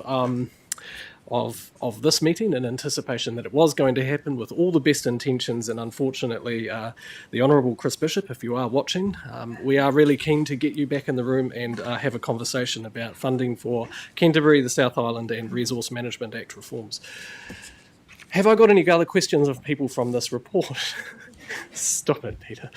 Councillor Campbell and Councillor Robinson. Mine relates to the various assorted letters that you've sent to various assorted people about possibly getting Kiwi Rail on the Canterbury Regional Transport Committee, and just wondering, have you had any responses to any of those? Have you had any feedback? What's happening? Yes, so we've had feedback from the chair of Kiwi Rail. They have what's the word, appointed us a contact person, which was their operations manager for South Island, to come to our meetings when and if we want. So they have, it's not the change to the act that we've asked for, but they have appointed or given us an appointed person to come to our meetings if and when required. So they are starting to become more engaged. They do sit at the South Island Regional Council chairs meeting as well, and now they'll come to, when we need them, to the local one. So that's a really good step. We will still wait to hear back officially from potentially from Chris Bishop and the Minister for Rail about those legislative changes, but we haven't heard back from that, and I'll report back to that the next committee. But absolutely, we've got a point of contact who is willing to come to those Canterbury ones now from Kiwi Rail. Councillor Robinson. I'm just wondering if I could have, I guess, a little bit of a summary on your meeting with Simon Upton, the Commissioner for the Environment. Yes, that was a good meeting with the Parliamentary Commissioner. He approached me to talk about what would look like for Canterbury if we did amalgamations under simplification for local government, and where amalgamations or lines on maps could potentially be written or drawn. Because he is quite interested in making decisions at catchment scale level, which was what we were talking about. What are those catchments, and how do the local communities then identify within those areas, depending on what comes out of simplification. So he was trying to understand from a Canterbury context that particular matter, and we've obviously talked quite in depth about South Canterbury, Christchurch, North Canterbury, the rest of Canterbury, and how they interact. But he was more interested in it from the understanding of the catchments and how do you still make decisions at a catchment level around water quality, how they're all interrelated with flood resilience and everything like that. What came out of that is the Parliamentary Commissioner will be doing some investigation in the Selwyn catchment on what data is available. So he's very recently done a publication around data, and now he wants to look at the data that is available in certain catchments. He's going to look at Selwyn, one in Hawke's Bay and one in the Bay of Plenty from memory, and that will be what information that the regional council holds, what information that the district council holds, and what information that the government holds, so that if there is amalgamations, making sure that all of that data is understood, talks together, but more importantly, what gaps exist, and not. And he is aware that there's a whole lot of private data that is available as well, but he isn't keeping that, and that's not in the scope of his work at the moment, but he'll recognise that in the end of his outcome. And I've spoken to the Mayor of Selwyn about that, and she's passed that on to her team as well. Immediate question to that is, why isn't it within a scope, given that in fact some of that privately held data, or not privately held but privately developed data, is more has more depth and integrity than some of the publicly held? I did share that with him. He's more interested right now. I did say that exact thing, but he's more interested in what government data that's available at right now, and that's what he's focusing on. So I did pass that feedback on to him, and I did say that because I've heard that plenty of times about the wealth of private data that's available, but he's only looking at the government data that's available. Any other questions on this report? Nope. Okay, can I please have the resolutions on the screen? Oh, yes, sorry, Councillor Moody. Just a hopefully an easy admin one with the local leadership group meetings, river rating group meetings. Be good to have the calendar or the list of when and where they are, maybe recirculated for councillors as a opportunity to attend. Yeah. We'll get somebody to pick that up. Just wanted to, highlight the meeting that I had in Wellington just a couple of days ago with Paul James. I had quite a few of them, different ones, but the one with Paul James, DIA, that was around the functions review of regional councils. They are at the stage of providing their information to the government to then inform the decisions that will go into cabinet that will flow out. At the moment, they've heard loud and clear that the aim of of reform at the moment is to ensure that the Resource Management Act is the big goal, and they are concerned, and the advice that they have been getting back, and they'll probably give to the government, will be that there's a lot of risk with all of the other reforms and all of the other pieces that the Resource Management Act reform may not be implemented in the right way. There's a whole lot of other stuff that they're going to look at in that, but it may mean that simplification for local government it doesn't meet the same time limits or time frames that were put out there in the public consultation or the public engagement on that proposal. We will have to see where that lands, and then obviously Cabinet will do their decisions and make their decisions, but there is recognition starting to permeate through that the Resource Management Act is the absolute critical piece of this puzzle to be implemented, and that's starting to form those opinions through different government agencies at the moment. So that's a piece of feedback that's just come back from those meetings. Megan, you...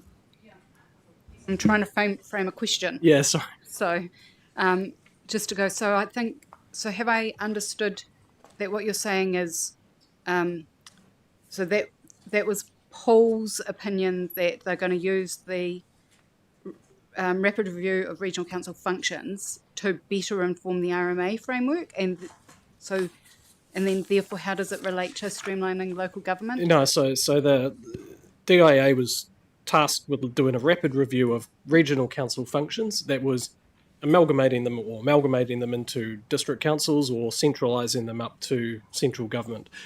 Basically what they are saying at this point in time is that if you started to do all of that at the same time as implementing the Resource Management Act, there is a massive risk of doing too much and overwhelming the system and not actually landing the implementation of the RMA. So they're talking about implementation of RMA before doing the major amalgamations. Now, there are some councils around the country that are ready to amalgamate, and they're mainly, at this stage, some of the smaller regions where they can maybe potentially amalgamate their district councils into a regional entity.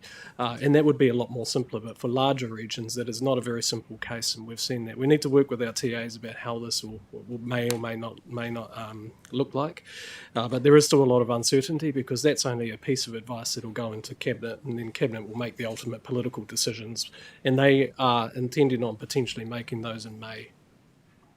That's really helpful because acknowledging there's still political decisions to be made, but I think it is a real win to hear that officials are actually seeing it in a way that we've been explaining it to them. So well done on that advocacy. Yeah, it is. There's a bit of movement in that space, and some of the conversations that the regional sector as a whole has been having right across the country. So I know there's different opinions in this room about that, and I don't want to get into a political debate. Just a really grumpy remark about what you've just said. In 1989-90, they took 700 entities across the country at the same time they implemented the RMA and put them together. So what's complicated about what's in front of us? This is a walk back, Dion. Councillor Gerard. I just want to thank you for the work done for trying to get Kiwi Rail on board. That's excellent. Last night at the stadium opening, there was a logistics company there, and they were saying that Kiwi Rail has really, really stepped up. They're doing amazing work, and they're getting freight around the country, around the South Island, and they were just so impressed how quickly they were able to step up and how much cheaper it was to do freight. Yeah, yeah, exactly. No, they're using shipping ports into our regional ports. So they're saying this is actually working out to be cheaper for a lot of their clients. So interesting. Any other comments or questions? You do realise the KW on his lapel was Kiwi Rail when he told you all that? That's right. Anyway, do I have a mover and a seconder for this? Moved by Councillor Campbell, seconded by Councillor Faulkner. All those in favour, please say aye. Any against? That's carried. Thank you. Now we're moving into the recommendation to go into public excluded, which is on page 63 to 65 of the agenda. That's Stuart Gibbon, Public Transport, Kirsty McInnes, Judith Elgalay will stay on for items 10.22, 10.23 service agreements, and also the strategic asset control piece. So moved by Councillor Sunkle, seconded by Councillor Ward. All those in favour, please say aye. Any against? That's carried.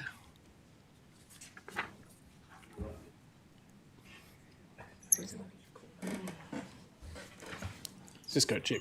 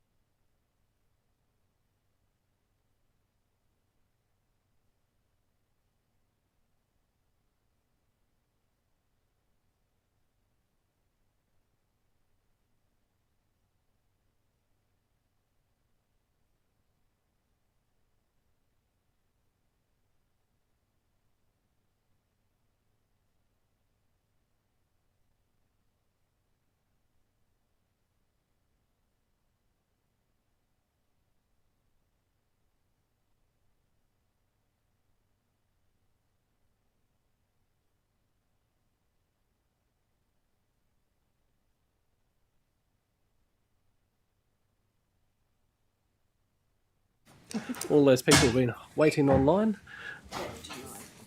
Are we back to live? Excellent. We'll return for the open meeting.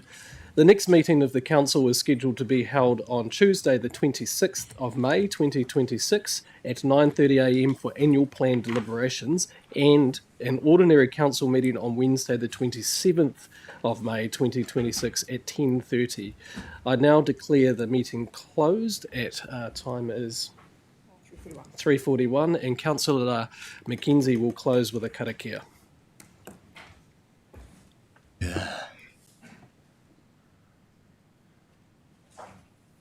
Nuia, nuia, nuia ki te uru tapu nui o tāne, kia watia, kia mama, kia te naka te tinana, te warua iti ara takata, koe rai rongo whakaari ake ki ranga, kia tina, tina hame hui e Tākia.